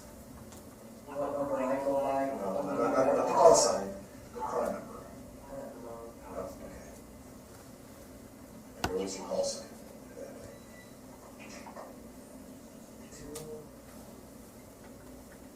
271. Okay. You were a passenger, who were you riding with? Officer Miranda. Okay. You drive. Yes. Car's got lights and sirens in it? Yes. Everything functional? Yes.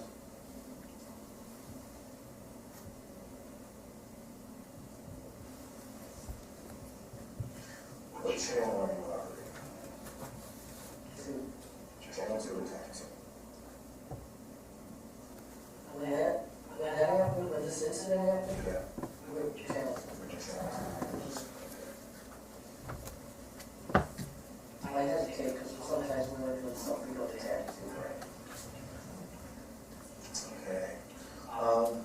You have any extra training, instructor, narcotics, anything like that? Any extra certifications rolled on your training? Okay. Any military experience? No.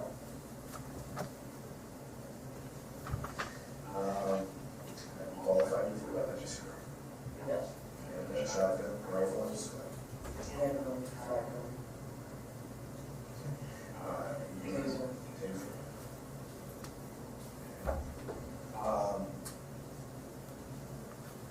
Did you receive any use of force training or review in the past year?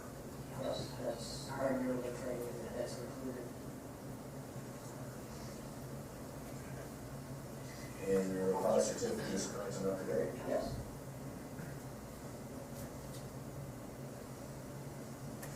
Have you been involved in any other shootings prior to this? I've been shot at twice. Have you ever fired your gun before? No. All right. Get to Miranda. Let's start off very simple. How did your shit start? How was it going? What was going on? I was simply going to get a body for a warrant on a house. They're coming back to, I don't know what's coming back. I actually just started on paperwork. Their manager, I just that they need for warning the lieutenant presents to the grand jury.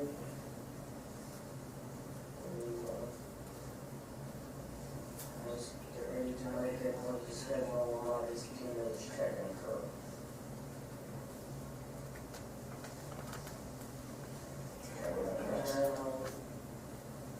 I went downstairs.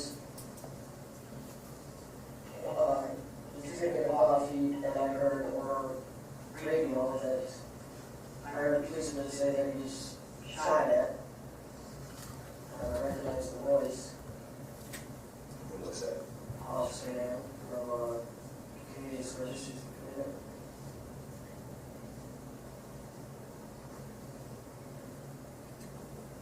At that point, I ran upstairs and told everybody that I was working with that night to grab their lesson or gear up because the policeman was just shot at. And someone just somebody else do. And I screamed, "Damn, get your stuff." And I told them to make sure everyone had their vest. Okay, so how many people are you talking Officer Miranda. Well, I'm calling him officer, the detectives, but, Detective Lumo, Detective Francis, Frank.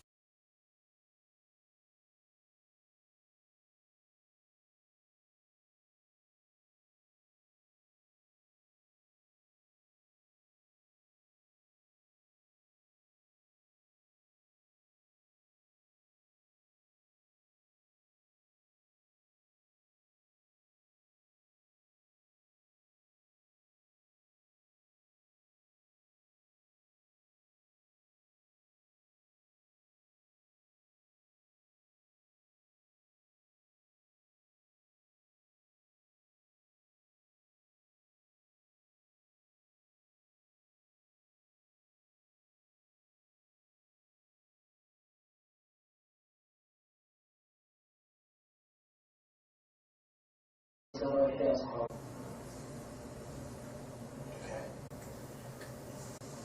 Where's the pursuit at this time?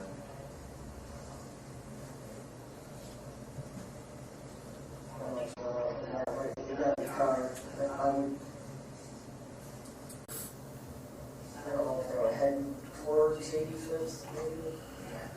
What do you guys do? He started heading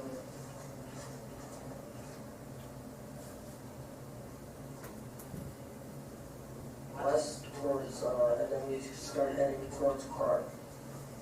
And I believe it was on 41st because we thought maybe they were going to get on the highway. There's an entrance to the highway on West 85th. So they passed that, so we went down to Clark. Okay. And we went on to Clark. I don't know, I just heard the wrong, if we went 41st or down Fulton, I can't remember. I know we ended up at Clark. And then the right guess is that he was starting, I think 73rd, and then he came to, just at West 65th, and I told Officer Miranda, I texted Miranda, I was like, he's coming, you're gonna come right at us. So what was the process? 65th and Clark. We were about to say, going westbound on Clark, and we were about 61st, and the suspect's vehicle was probably right down the middle of the car again. I'd say about 60 miles an hour, and I told Miranda, I said, move out of the way, he ain't gonna stop. Get out of the way, don't get us hit. So he pulled. You were facing eastbound at this point. We were facing westbound, and he was coming eastbound at us. So we had a little move out of the way, or he would hit us, and we kind of circled around and came out, and then that positioned us into like, I'd say, third or fourth spot. Okay, what happens next? He goes down Clark. Sometimes it seemed like he's slowing down, but I mean, I think on Clark, he was just hauling. He was really, there's a few times I, just like, I was bracing myself, put my foot up, and just, goes down Clark to Quigley. He's right on Quigley. So, up by the skin yard.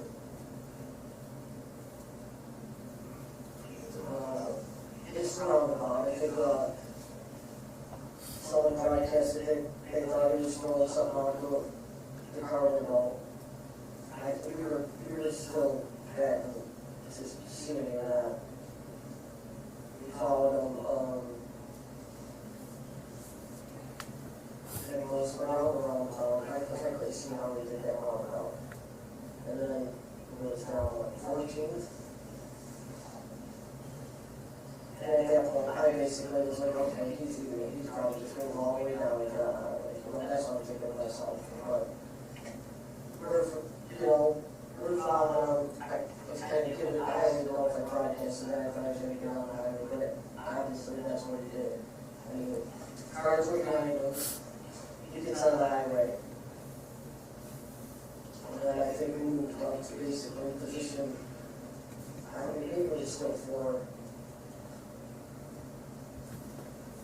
And you try to get off, you try to exit the highway, I think maybe a Chester, like 2 times he tried to exit, but there was,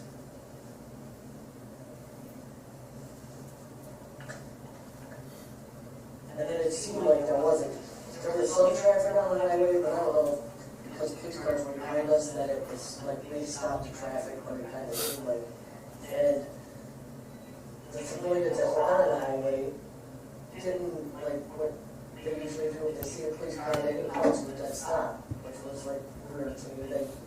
They slowed down, but were like, it just seemed like, oh, this is crazy. So we did pass that man's curve, and now we end up being, there's, I think it was one of my cars that was struck by a third child, me and Miranda, and there was this other car trying to pull up to the side of the suspect's car, getting close to it. I know at that point I broadcasted, so whoever's driving 243 Adam, do not drive up to the side of that car, they shot at police officers, and they will shoot. At this point, they move over a lane, 243 Adam. And the passenger turns and reaches and points like this. You can see the passenger do that. Yes. I started yelling at Miranda, slow down, don't get too close. Did she do that? Did she go over her left shoulder with the right hand? She went exactly like this. And at this time, I want to make this clear too, I did not know it was a female. Okay? I did not know it was a female until the following night when I heard it on the news. Okay? All the time I thought it was two males for her. She did that several times. And I was like, so we stayed back, and then that's when a few seconds after that, that's when they dragged it across and got off at East 72nd. And it kind of spun out of control for a minute. But I thought maybe they had him right there, but they just kept going.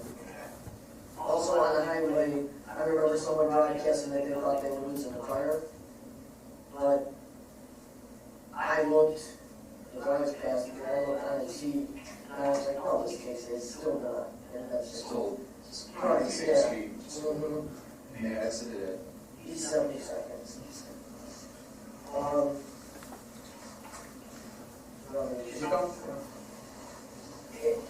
They exited East 72nd, they're heading southbound, and the officers who were broadcasting on the receiver, he announced, I'm going to try the best I can, but I don't know this area.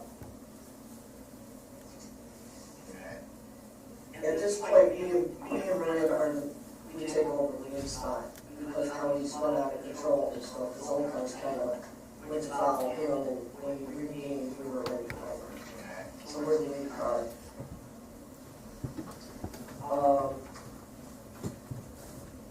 I tell, keep your distance, they're going to be going down some side streets, and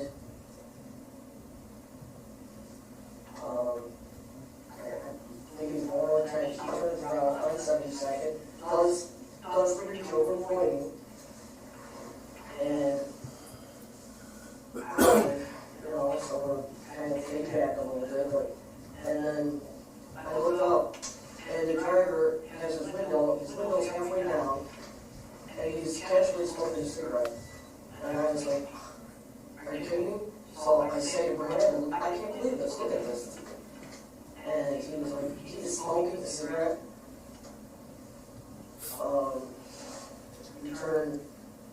St. Clair, you go right up St. Clair, so right at the eastbound. From there, I'm not gonna be able to tell you what streets he went down, he was going all over. Sometimes I was broadcasting, I think sometimes Schieffer was, you know, because they were following us and we were trying to maintain. I know at one point, we were on East 79th, and the suspect's here. Fairchild gets in front of us a little bit in his car, and the suspect decides just to make a turn down the side street. It's the front end of his car, and then he keeps going. Fairchild goes straight, this is the street, and then we're back on the ground for that brief moment.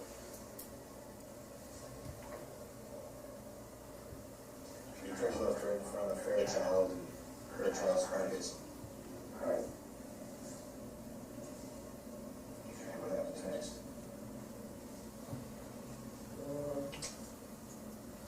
He just went down numerous streets, kind of headed towards police cars that were in the chase, but they just swerved to avoid being struck, and like,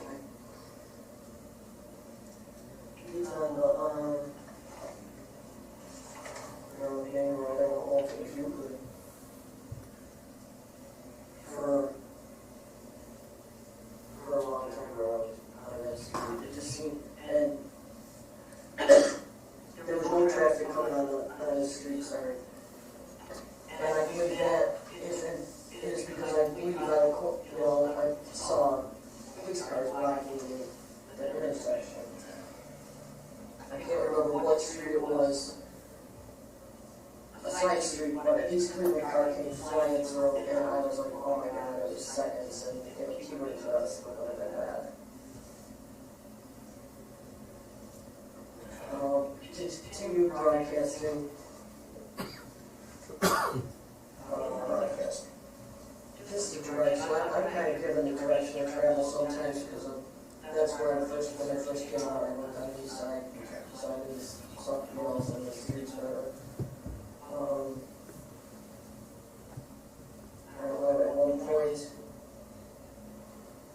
the passenger started doing this motion, and he see his shoulder, and I say to Miranda, oh my god, what is she doing? And he goes, it looks like she's loading up. I go, it looks like she's loading bags against me. And he goes, she's doing something. So I broadcasted that, and I told him, I to be careful that it looked like she was already, well, it was the passenger was loading. I think I did say the passenger was loading.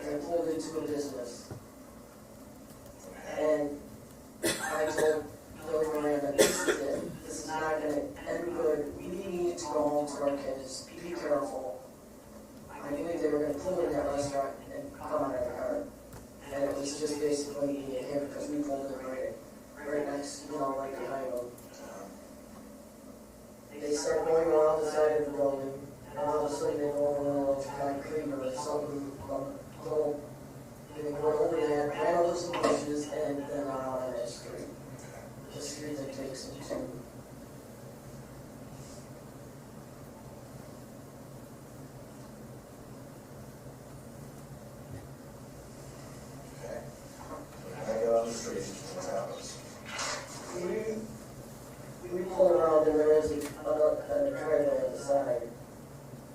So we pull out, but then the police cars are passing us, so we can't get out. Marked cars? Yes. And I can't remember how many marked cars. Finally, we did. The street was, it was like here, it was all smoky. All right. Good. We Got can- it. All right.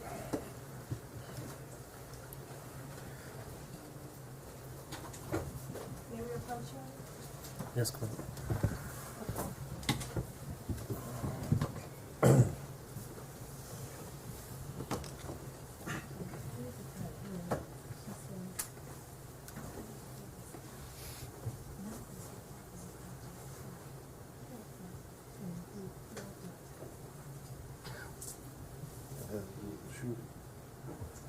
Okay, I'll move on.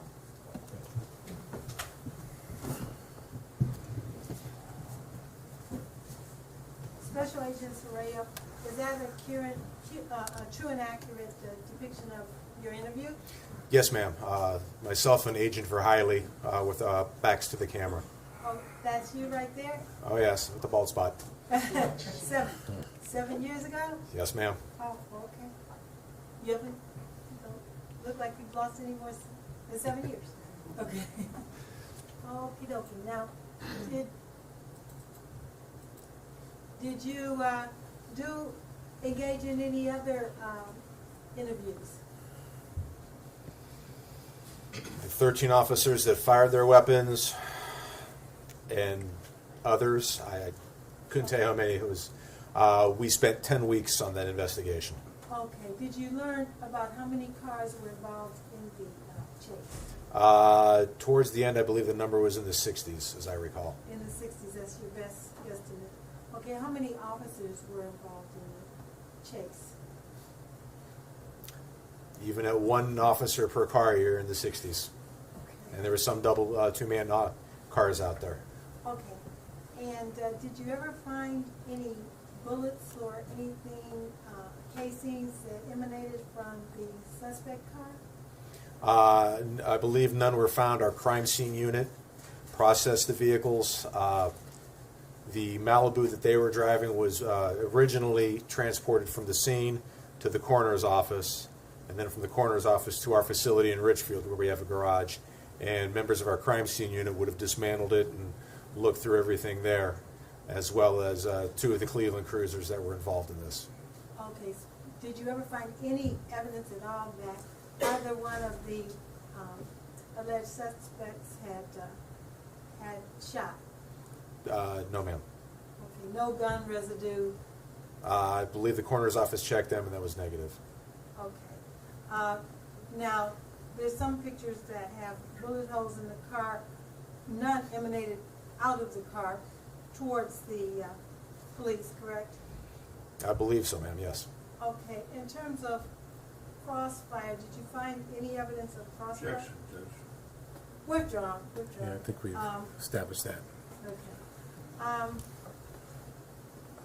Now, did there come to your attention any evidence in terms of when the vehicles were going through East Cleveland? I know they did, yes. Okay. And did you review that evidence in terms of what specific, at least one area in which they were in East Cleveland? I reviewed documents and drawings created by our crime scene unit in the school parking lot where everything ended. Okay. As well as videos? Did you have opportunity? Never got into some of the videos, no. My primary assignment, again, was interviewing. We had people assigned to locate all the video cameras along the way, obtain any surveillance footage that was done. We had people doing documentation, looking into files and paperwork and things like that. And there was the group that was doing initially interviewing the shooters and a group interviewing the non-shooters. And then as time wore on and all the shooters were done, as other people needed interviewed, we would just divvy them up and get them done. Okay. As a representative from BCI then, would you say that all the videos from the different, well, let me ask you this. How did they compile the data as to when and where each of the cars involved in the chase were during the chase? We learned that Cleveland has what they call an AVL, an automobile vehicle locator, a GPS tracker. in each of their marked units, and the city could pull the GPS tracking on all the vehicles. Once we established the route of it, then we sent people out in the field to drive the route and start looking for surveillance cameras along the way. Once the camera was identified, investigators went in to see if there was a recording and if they'd be willing to give it to us, or if we had obtained a search warrant to obtain it, whatever. And that's how the videos documented the entire pursuit. In terms of where all of the vehicles were at any given point in time? To a degree. As I recall, they put all the AVLs together, and at certain points, it all just clusters together. It's really difficult to identify a specific vehicle. Each car is identified by as an alphanumeric, 1R3, something like that. But after a while, when they all come together in some of the pursuit areas, it just, you can't read some of the designations on the video. Okay, but you are able to tell if a particular corner had video that the cars were going in. You can tell in terms of the times they were going past, correct? You can identify some of the cars, yes, ma'am. Oh, okay. In case, like some supervisors that don't have AVLs, did you ever find that some cars didn't have AVLs and MDTs in them? If you don't remember. I don't remember, no. Oh, okay. Okay. So now I would like you, in terms of the compilation of all that time, to just view a corner of the city of East Cleveland. So if you want to. Yes, ma'am. Yep, come on up.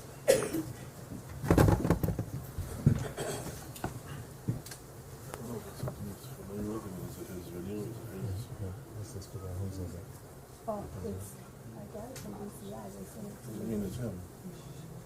DCI had a lot of agents working on it, that's what you said. Well, I mean, case law said that a supervisor can attest even in the absence of ground location. Remember, we just had a case last year where the primary social worker on location is still like solving. Some cases. That's great, 100%. What, I don't know what the purpose is. Well, just to show in East Cleveland that they went through East Cleveland. I think. We were disputed. We're gonna do it's with East. I think the testimony supports that. I mean, I agree with you. So I don't know what the purpose of the video is. He doesn't know. Did you show it to him yet? Well, Did you say it's he his? got it. I got it from him. It was in the city. Get it from him. Oh, it was a courier. is it just a street? Is it the street? It's a corner, yeah, Belmont and that's in East What Cleveland. else is in this video? That's all, just the cars coming through East Cleveland.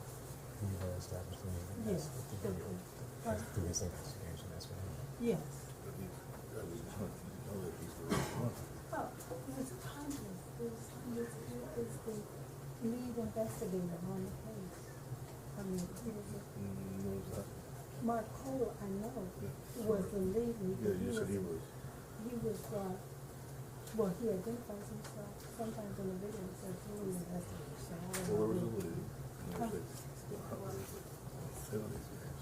Well, he was, So, how are we gonna authenticate the video through the camera? Are you gonna set another groundwork, some groundwork? okay, I'll fill in, okay. Yeah, that way we can at least. Okay. Sarah, yeah.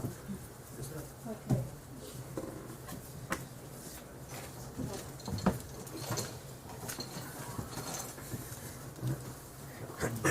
Okay, Agent Sarayo, were you one of the lead investigators on the case?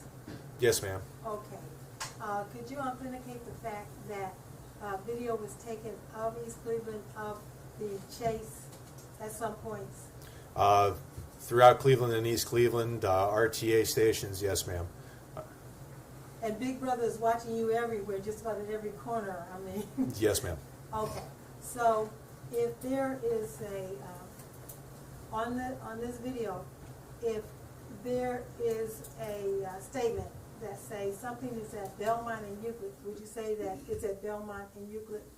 Yes, And ma'am. I have if no there's reason to doubt it. Okay, and if there's a time indicating what time the police cars were at Belmont Euclid, would you say that that would be a true and accurate account of the cars going by?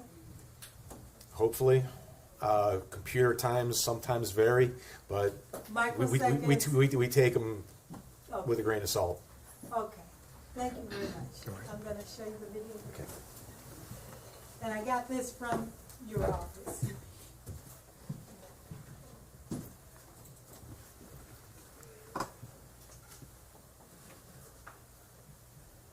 And this video is of Belmont and Euclid.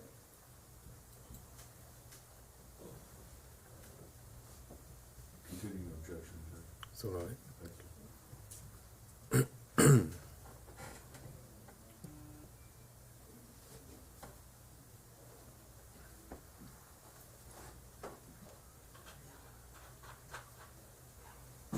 I'm sorry, Belmore. I'm sorry, Belmore.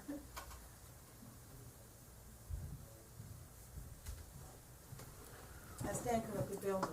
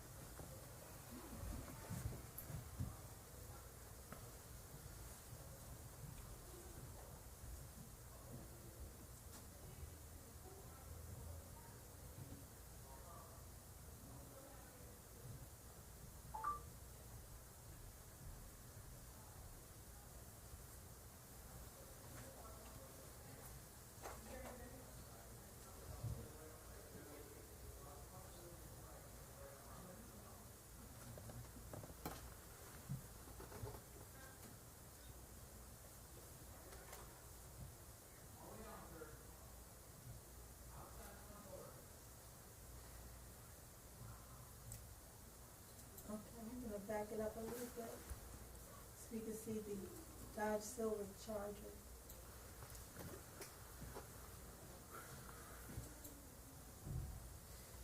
Is that a question?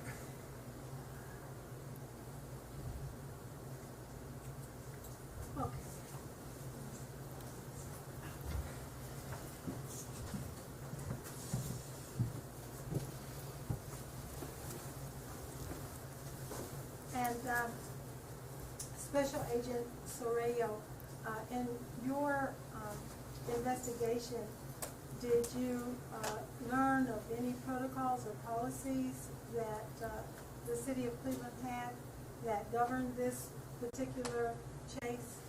I did not personally look into those. Oh, you didn't? We look into the criminal aspect of the investigation. Okay.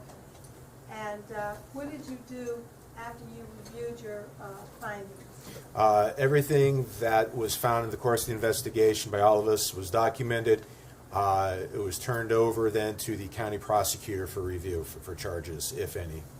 Okay. And ultimately, were charges brought? They filed charges, against Michael Brillo initially, and he went to trial. Okay. What about the 5 police supervisors? Those were done through the county as well, and Yes. the rigmarole and the appeals and whatnot that landed here today. Okay. Okay, well, thank you very much for your testimony. I guess, yeah.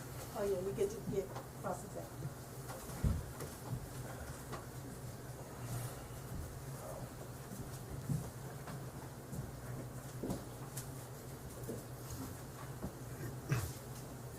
Hey, good afternoon.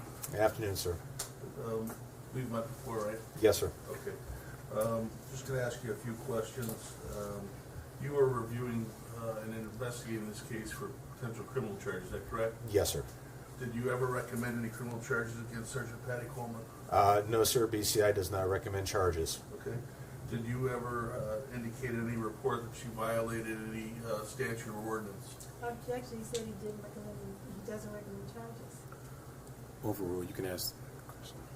Can you repeat that, sir? Sure. Did you ever, in any report, indicate that she had violated any ordinances or laws? No, sir. And if she had, would you put that in your report? We would document the events, yes, sir, with no recommendation of charges. Again, not our Right. ballywhack. Two different things, right? Yes, sir. One would be a recommendation, and the other would be documenting the violation, right? Yes, sir. And in this instance, there was no recommendation, correct? Correct. And there was no documentation of a violation either. As I recall. Okay. And there was a number of you that worked on this, right? At one point, I believe there were 40 investigators on this. Okay. And that video that we just watched, did you collect that video? Define collect. We had the room was set up for it. Probably at the end, I ejected the DVD and brought it in and Okay. labeled it. Yes, sir. And you did interview Sergeant Coleman, though, correct? Yes. And you knew approximately what car was hers, correct? Yes, sir. And she would have been at the beginning of that video, is that correct? At a certain points, yes, she was at the beginning, and I believe as it progressed, she ended up farther back in it. But yes. Right. And can you tell us?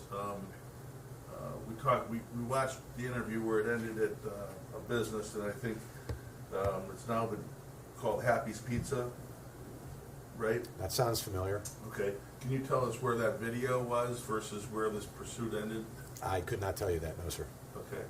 And as it relates to Sergeant Coleman and those first cars, do you agree with me they don't have any idea who's behind them, do they? Objection as to what he knew, she knew.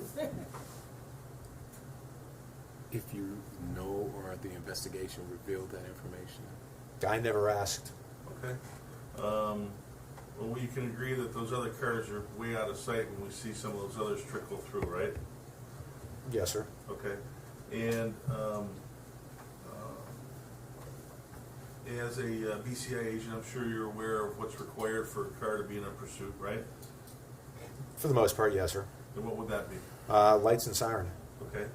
And I saw those beginning cars, at least where I would think Sergeant Coleman was, all to have lights on, is that right? Appeared to be, yes, sir. Okay. And there was no audio to it, so we don't know if there was siren, but I assume there was there? I would assume so, yes, sir. And you asked Sergeant Coleman whether the car she was in had lights and siren on, didn't you? Yes, we did. Okay. And the answer was? We asked if the car was equipped and if they were functional, and there was yes on both of those. Okay. And she was also not the driver, right? That's correct. Okay. And you also interviewed Detective Miranda, did you not? Possibly. Okay. Well, somebody from BCI. Somebody from BCI did, yes. Yeah. I mean, I can show you a report if you like. I don't know if it was you or not. Was there somebody from East Cleveland who was doing the report? We had two East Cleveland detectives embedded with us, as well as detectives from Cuyahoga County Sheriff's Office to assist us. Like I said, all told, there was about 40 investigators. Okay. And how many different departments were in pursuit, if you will? Cleveland, I believe there was a unit or two from the county. The Highway Patrol had a couple cars in and out of it. I want to say RTA might have had a couple cars in and out of it, and I believe a Bracknell car showed up at the end. What about East Cleveland? I don't know. Okay. And there were East Cleveland cars on scene, were there not? At the end, sir? Yeah. Yes, sir. Okay. And out of that whole video we just watched, can you tell me if any of those were East Cleveland cars? I could not tell you, sir. And was, to your knowledge, was there anybody from any of those other jurisdictions charged with a criminal offense? Not that I know of. So we got cars from State Highway Patrol, right? Yes, sir. In a pursuit, right? Yes, sir. No one's charged with dereliction of duty, right? Not that I know of, no, sir. Okay. We have cars from RTA, they're not charged, right? No, sir. We have cars from Bratno, they're not charged, right? No, sir. We don't know about East Cleveland, but they certainly weren't charged, were they? No, sir. Okay. And did I miss anybody? Sheriff's Department. Sheriff's Department, thank you. Was anybody charged there? No, sir.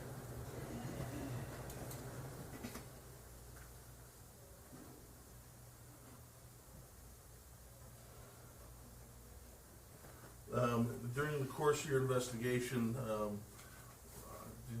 did Bureau of Criminal Investigation delve into or investigate the radio system that the CPD was using? It was reviewed for the radio traffic, and so we would have a working knowledge of how it all works. The Right. districts, the channels, things as such. And was there a criticism of that system? It was found that they had no way to broadcast one channel across all channels, so all the different districts could know. If you're on channel 2, only you had to turn your radio physically to channel 2 to listen to it. As I recall, they used to have the ability to broadcast, so if something happened, was going to be crossing from one part of the city to the next district, could listen to radio traffic and know what was going on. But as I recall, that wasn't working, or hadn't worked in a while. Okay. And so the folks really couldn't talk to each other, communicate properly, right? Unless they physically changed their channel on the radio, no, sir. All right. And that was the criticism at the end of the investigation by BCI, was it not? I don't know if it would be a criticism or just be a finding, information that was learned. Your boss at the time was now Governor DeWine, then Attorney General DeWine, is that correct? Yes, sir. And he characterized it, did he not, on behalf of BCI and the Attorney General, as a systematic failure at the top? Objection.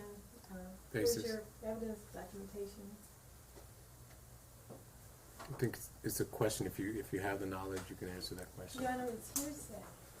As to the result of the Yes, conclusion of. yes. Hold on one second. The conclusion is you're asking the conclusion of.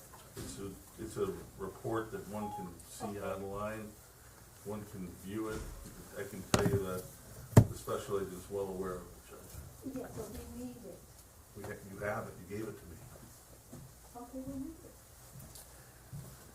it. Counsel, can you state the question exactly so I can determine whether or not you have. Exactly. Let's try it one more time and let's see if I have to stricken Your it or boss not. at the time was now Governor DeWine, at the time Attorney General DeWine, correct? Yes, sir. And he characterized, did he not, in the final conclusion of the BCI report, a systematic failure at the top, did he not? I believe that was one of the statements he made at the press conference at the end when the full case was concluded and turned over to the county prosecutor's office. Right.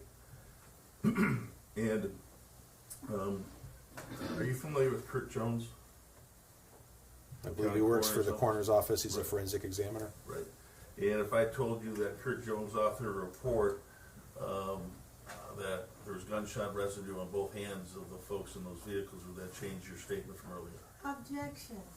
Overruled because that was brought out on the direct examination, you recall?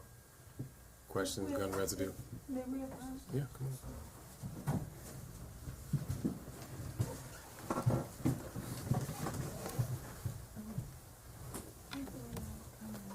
You did. You did recall you asked about gun residue in the car, all their bodies. So he's on the phone.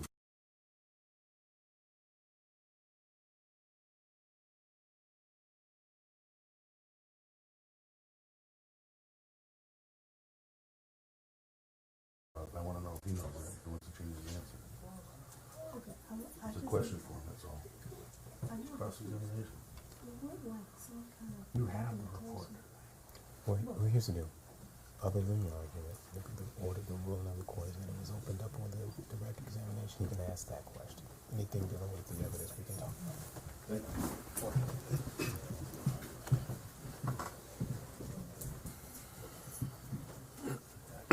Hey, did you understand my question? Yes, sir, I did. I don't recall learning of that report. Okay, and if I had that report and Mr. Jones testified, that'd change your answer, wouldn't it? If I could read it, yes, sir, it would. Thank you very much. No further questions, Judge. Madam Prosecutor. Yes, Agent Arroyo, you said that the Attorney General said that, well, the question that he asked was, there was a press conference, and the Attorney General at the press conference said some platitude about the failure of a system at the top. Do you know what he meant by the top? I believe he's referring to Cleveland PD, ma'am. Cleveland PD? Yes. Okay. Not necessarily, is the mayor a member of the Cleveland PD? Not that I know of, ma'am. Okay, what about the public safety director? Both of those people oversee the police department. So. Okay. What about the supervisors and sergeants and lieutenants? Are they top echelon people? Depending on how you want to break down the rank structure, they could be, yes. Okay. Okay, now, you responded to Attorney Spellacy by saying that you don't bring charges, correct? That is correct, ma'am. I mean, generally across the board, you don't bring charges. No, ma'am. We are finder of facts. We submit to the prosecutor that has jurisdiction for review. Okay, so in any investigation, you would not bring charges. You're not the prosecutor, correct? That's correct. You just bring the facts. Yes, ma'am. Okay, did you learn after bringing the facts that indeed a prosecutor had brought charges against one of whom being Sergeant Coleman? Yes, ma'am. A number of us were down, subpoenaed the grand jury in Cuyahoga County for review of this case. Okay. And after that review, you understand, I understand charges were brought. Yes, ma'am. Okay. Okay. In terms of being asked if East Cleveland have participated in the chase, you answered no? You don't. I don't remember. I don't know if I ever heard about that. Okay. Do you know where the chase started? Right downtown on Ontario, next to the Justice Center, Cleveland Police Headquarters. Okay, and in what city did it start? It started in the city of Cleveland. Okay. Okay. Nothing. Thank you. Counsel. The decision to charge the supervisors was not yours, was it? Not mine at all, no, sir. And again, so I'm clear, in your report, and you're a thorough agent, are you not? I hope so. Right? Yes, sir. You have been historically, correct? Yes, sir. All right? And you pride yourself on doing good work, right? Yes, sir. And had you seen a criminal violation on behalf of Sergeant Coleman, you would note it, would you not? Yes, sir. Would be noted in a report. And you didn't note such a violation, did you, sir? No, sir. Thank you. One follow-up question. You don't bring criminal charges, correct? No, ma'am. Thank you. Counsel, thank you very much. Thank you, Your Honor. Appreciate you. Just have 1 second. Yes. 1 second before he leaves. If we ask him to stick around for a few minutes. All right. And then I may call him. You can have a seat. Return. Thank you. He's reserving the right to Recall. Yeah. recall. Counsel, do you need a moment before we can continue with Ms. Simmons also? I'm fine, Judge. I can Okay. multitask. All right. Ms. Simmons? Yes. Judith Shauna Kelly. She's in 223. We're going to do Shauna Kelly first.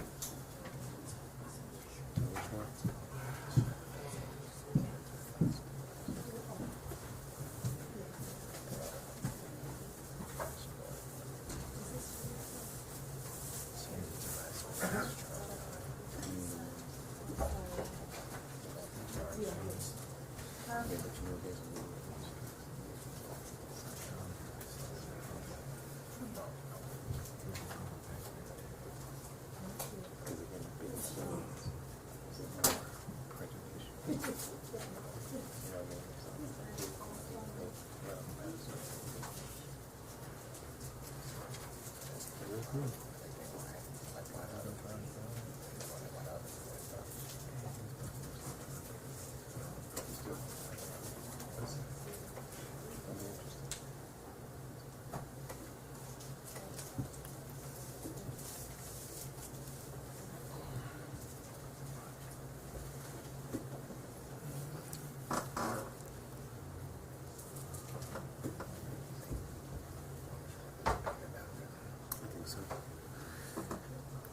Good news is I don't hold you past 5, so we're on the third head now.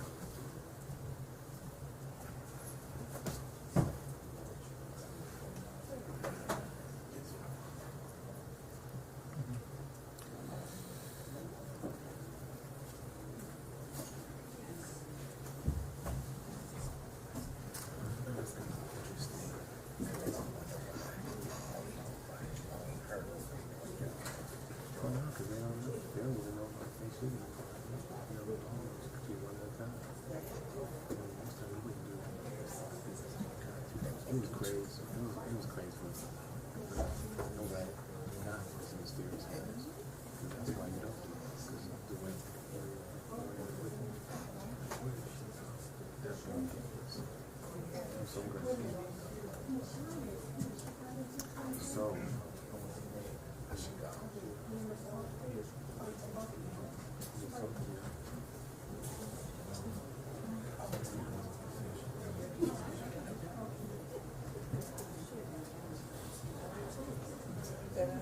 Excuse me, this moment.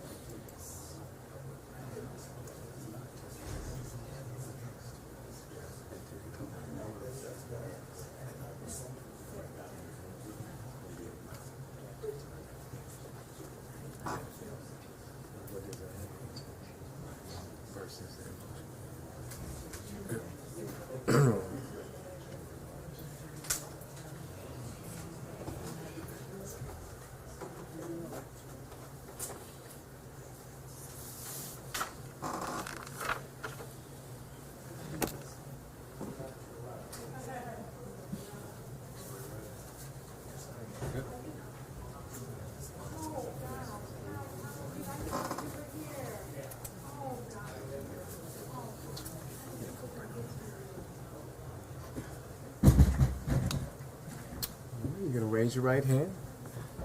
Do you solemnly swear or affirm testimony about to give is the truth, the whole truth, nothing but the truth, so help you God? I do. You can have a seat.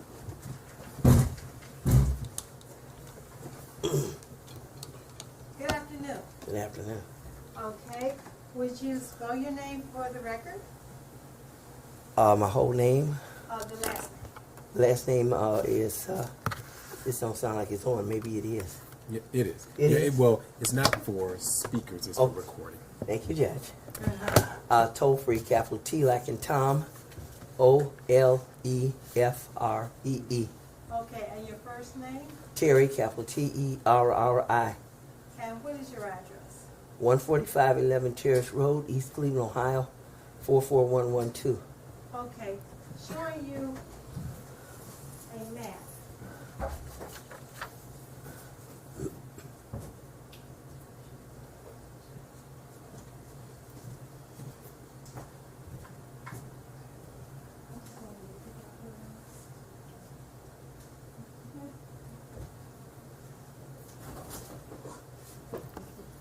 Ms. Topher, do you see your house on this map?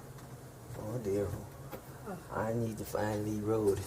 Oh, well, how far away from Heritage Middle School are you? The middle school is diagonal me on Terrace Road. Okay, Okay, Yeah. we don't need this. Do it back. Okay, now how long have you lived at, what is it, 14511 Terrace Road. okay, how long have you lived? My aunt and uncle bought the house in 1969. We came in the summer 1969. So they are both deceased. I own the house. So I've been living there 50 years. 50 years. Time Okay. flies. Yes. Okay, now were you at home on the evening of November 29th, 2012? Yes. Okay, and did anything unusual happen that evening? You want to just tell the court. Okay. It was about 10:30 p.m. It was pretty dark on that curve. I think one of the street lights had been taken down. My television is to the wall over near the corner, and the big picture window. I'm looking outside. Some people have a couch. I'm looking outside, and there's curtains up there, and light curtains. And at some point, around that time, I started seeing flashes of police lights. I figured it was maybe the East Cleveland Police giving somebody a ticket, or they were rolling by and it'd be through. But the lights kept flashing and kept flashing. And so at some point, with the television on, I got up. It was sort of cool that night. Opened the door. I saw these police cars now without my glasses. I didn't know that they were not East Cleveland police cars. About how many police cars did you see? I'm not sure, but they seemed to go all the way down Terrace Road. Okay. From Lee all the way down. Okay, would you say there were more than 20? I don't know if I saw 20. Okay. Because when you come from Lee, my house goes into a little curve and comes out. Okay. Okay, so eventually did you go outside to see what happened? Well, first of all, before you went outside, did you see or hear anything else? no, mainly I saw the flash of the lights, and I figured later on that I heard two of the last bullets, before I went outside. And that's what I figured later on, that I had heard the last two bullets. Okay, but you didn't interpret that No. as gunshots? No. You just, what did you hear that later on made you realize it Yes. was gunshots? Yes. So at some point I went outside. It's dark. It's sort of cool at night. I'm still not figuring that they're Cleveland police cars and all these cars. And I go next door to a neighbor, and on his porch, I said, basically, what's going on? He doesn't know. I don't know, and I maybe stay out there 15, 20 minutes, maybe longer. At some point, I go back in the house. I close the door. The television is on. Okay. At that point, it's about 11:30 p.m. TV5 is going off, WWS. I don't remember their exact words, but they said something about a shooting. I figured that it was what just happened there. And from there, I began to, later on that morning, learn about what had happened. Did you talk to your neighbors about their experience? Over a period of years, one of my neighbors who is across the street, she told me that was... Sustain. Okay. Did you talk directly to her? Yes. Okay. What did she tell you directly? Sustain. Okay. When you saw those police cars, were you in fear? Well, at that point, I didn't know what was going on. Objection, Judge. Well, she said she didn't know what was going on. Object on the question itself. In the fear. Okay. I'll note the objection. The question's Okay. When you found out what had happened, did that put you in fear? That one is sustained. Okay. At any time that evening, were you scared? No, because I really didn't know what was going on. Okay. Okay. It was after I began to find out what was going on that I took umbrage at what had happened. Okay. Did anybody do you know of your own personal knowledge if there were any bullets found in anybody's house? Objection. Of your own personal knowledge? It's relevant, Your Honor, as to what we're here for. Sustained.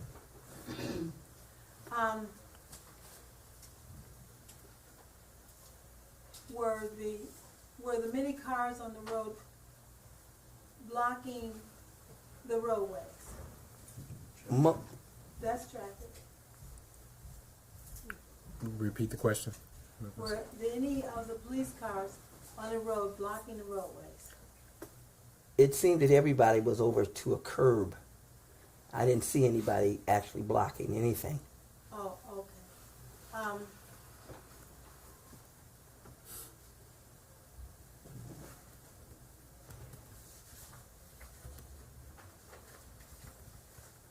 So, about how many feet away from this area is your house? Well, if you go directly outside, I'm guessing maybe 15 feet from, let's say, my porch to 5 steps to out right there to the street. I'm guessing 20, maybe about 15, 25 feet. Okay. Now, when you went outside, did you see what kind of police cars there were? They were. No, I did not. Okay. So you just saw that they were police cars? Yes. You didn't know from which jurisdiction they came? No, I didn't find that out till some other time. Okay. Until some other time? Okay. But you did see numerous police cars? Yes. That night at Heritage Middle School? Yes. About 25 feet from your house? Yes. Okay. Nothing further. Thank you, counsel. No questions, Judge. Okay. Thank you, Ms. Thompson. Thank you very much. Thank Have an you. amazing day.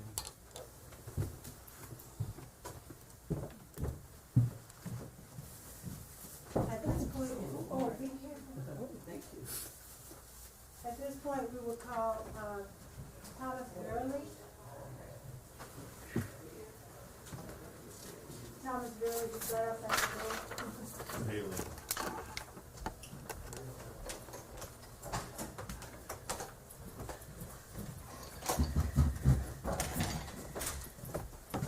You raise your hand. Solemnly swear affirm the testimony about to give is the truth, the whole truth, nothing but the truth, so help you God. Yes, I do. Have a seat. Hello, would you spell your last name and pronounce it for the record? Last of Verhiley, V as in Victor, E-R-H-I-L-E-Y. And your first name? Thomas. And you're employed? I'm employed with the Ohio Bureau of Criminal Investigations Narcotics Unit And how long have you been so employed? since January of 2000. Okay, in 2012, what was your assignment? I was currently assigned to the Narcotics Unit, and then based on the investigation that was going on, I was taken from the Investigative Unit to assist with our Special Investigations Unit. Okay, and that had to do with the situation that occurred November 29th, 2012? Yes. Okay, what was your involvement in the investigation? To review reports and do investigative interviews with all of the Cleveland Police non-shooters. The non-shooters? That is correct. Okay. Let's see. Did you have an opportunity, I know you don't remember which ones you interviewed, correct? I do. Okay, which ones? Well, there were several interviews Okay. that I conducted. Oh, and which ones were they? Well, Patricia Coleman and Randolph Daly, Lieutenant Brown. I can't remember his last name, but it was First of George. He was a sergeant in the downtown district. There were several that I conducted. Okay, so you also interviewed Sergeant Coleman, correct? That is correct. Okay. Did you have an opportunity to learn her role in the chase? Yes, I did. And what was that role? She was working the 2nd District Vice Unit, and they heard the radio call. Her unit and her gathered their belongings, vests, flashlights, whatever they needed, and they assisted in the pursuit. Okay. Do you know if do you know how many people in her unit assisted in the pursuit? I know that she had a partner with her in her vehicle. The other guys, I believe there was maybe 4 other detectives. Were they all in separate units? Yes, the unit that Sergeant Coleman was in was a unmarked vice unit with lights and siren equipped. Okay, do you know if it had an MDT and an ABO? I don't know that. Okay. And so, you say that she had control, besides Miranda, over 4 other reportees? If you're referring to Detective Miranda, yes. And I believe that there were 4 other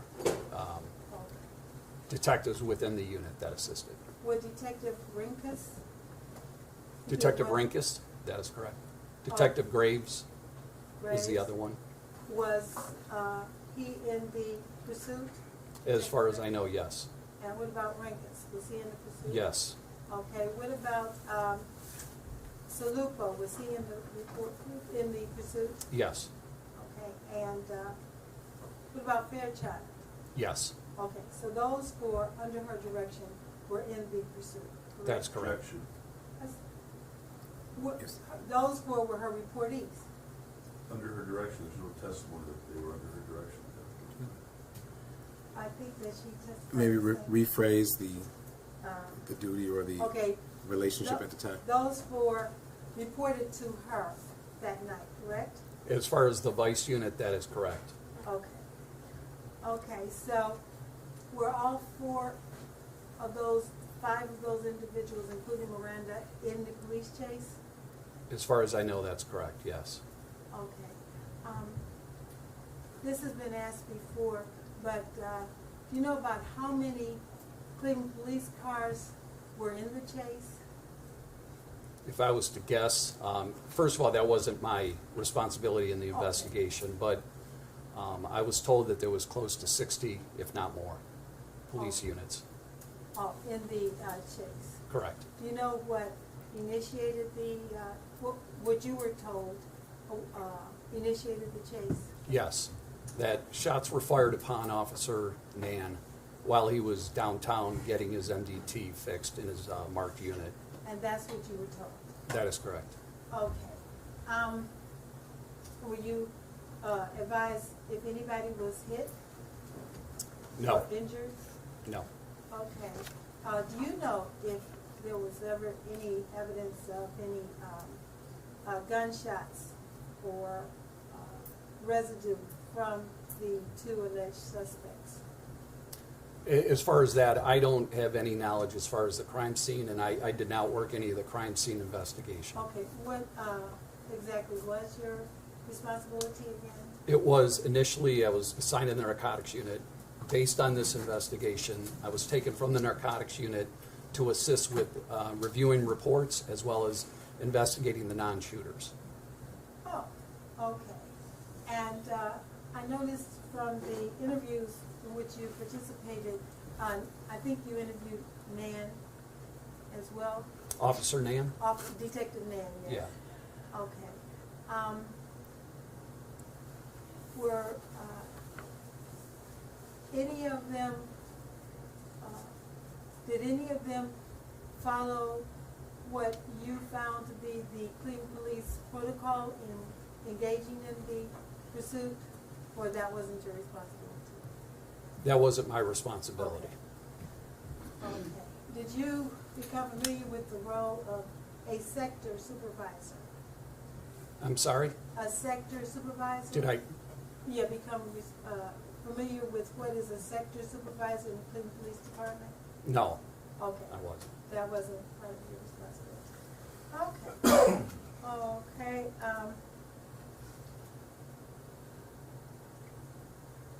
Do you know pretty much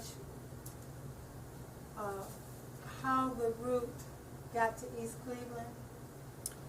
As far as I know, it was it started downtown. It went to the west side across Detroit Superior Bridge, I believe. Then looped back around near the Steelyard Commons area. Entered the freeway, exited East 72nd, and then was heading south on East 72nd Street, and then made its way throughout Cleveland to East Cleveland. Okay. Now, did you have, were you able to obtain any information about the car that the alleged suspects were in when this occurred? No, I didn't. Okay, so you didn't do that part of the investigation, correct? No, I didn't. Oh, okay. Well, I have no further questions. Thank you. Counsel?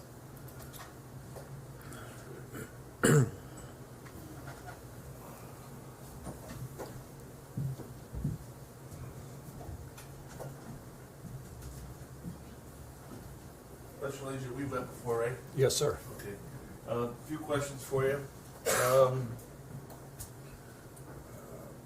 First of all, you have a colleague here today, is that right? That is correct. And who is that? That was with you today? John Soraya. Right, and he testified before you. You know that, right? Yes. Okay. And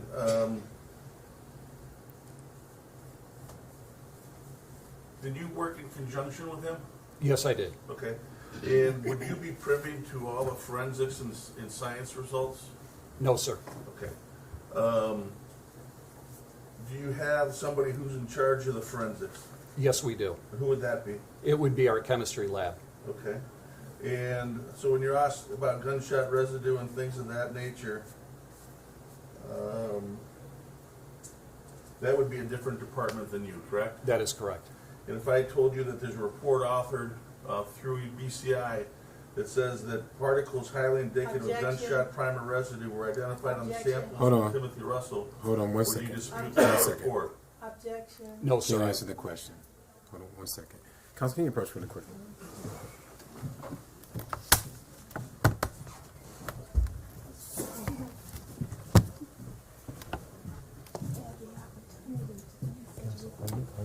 Here's the report.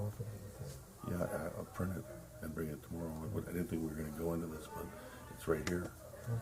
So we're gonna make sure we have do we have you seen it? She gave it to me. She knows it's there. I don't know. Yeah, you do. You gave Hold it on a to me. second. We're gonna ask just if he knows. Counsel, and could you keep it where you it's a sync like you do with the first one as opposed to reading like the first time it was like a 30-second thing. You've already went to almost, you know, I just read. Is he aware of the report that would indicate? I mean, here, I can just tell you that it's not only disingenuous, it's intentionally misleading to suggest when she has an I possession. understand. We're not even addressing it. I'm just Yeah. asking the formal Okay. question to the witness.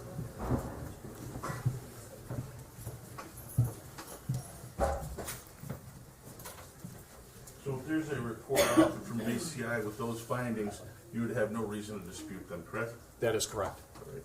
And neither you nor your colleague who's in the hallway still would be the person who's in charge of that end of this investigation. No, they wouldn't be. Now, especially along the way of your investigation, you interviewed a number of people, right? Yes. And had you identified those folks as committing a crime, would you have noted it in a report? Yes, I would. Okay?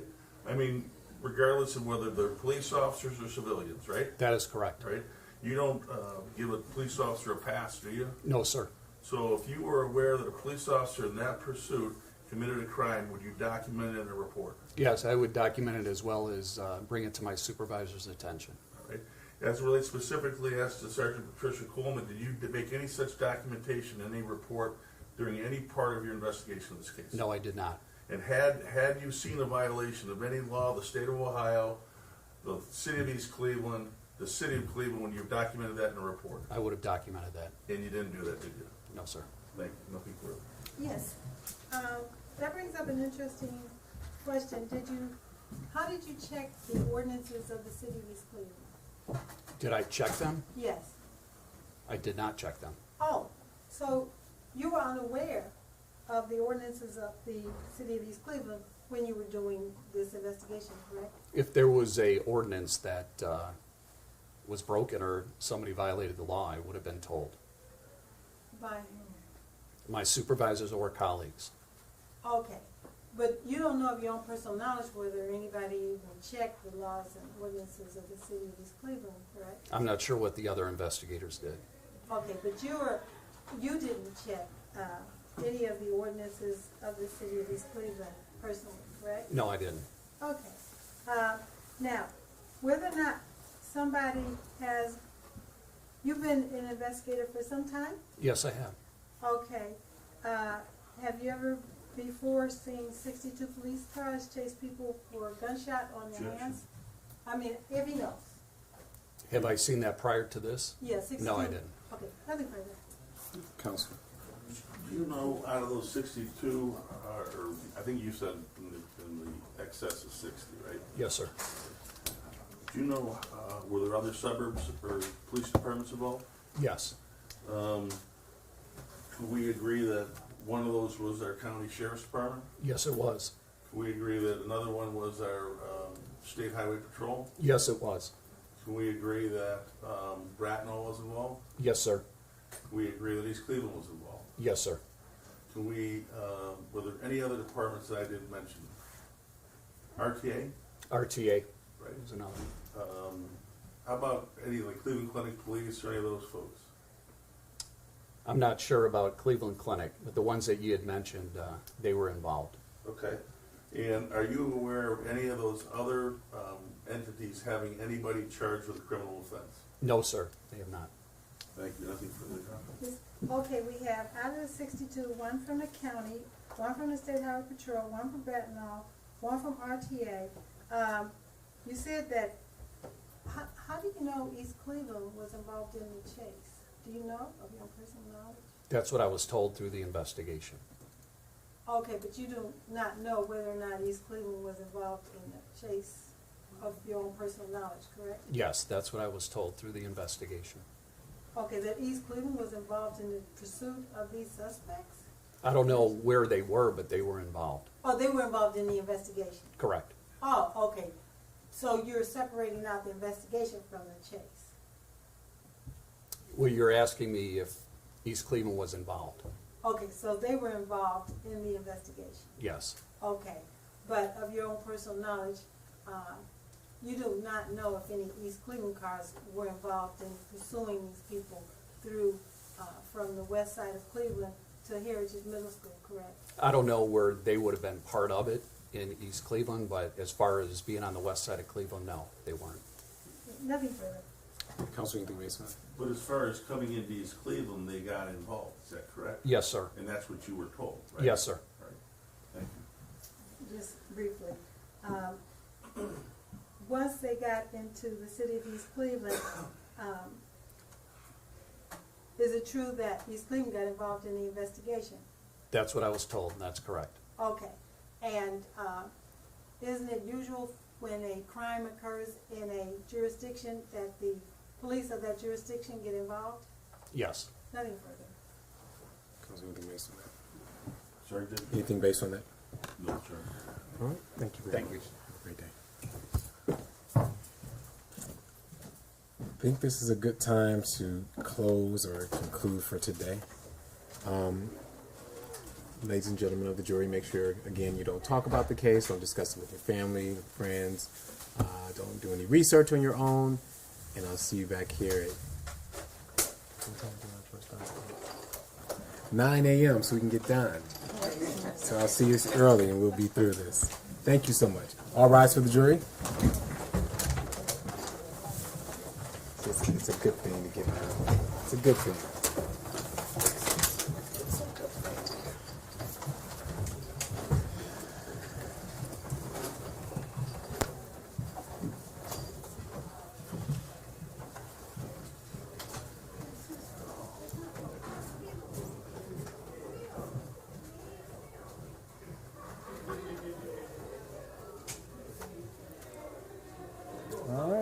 be seated.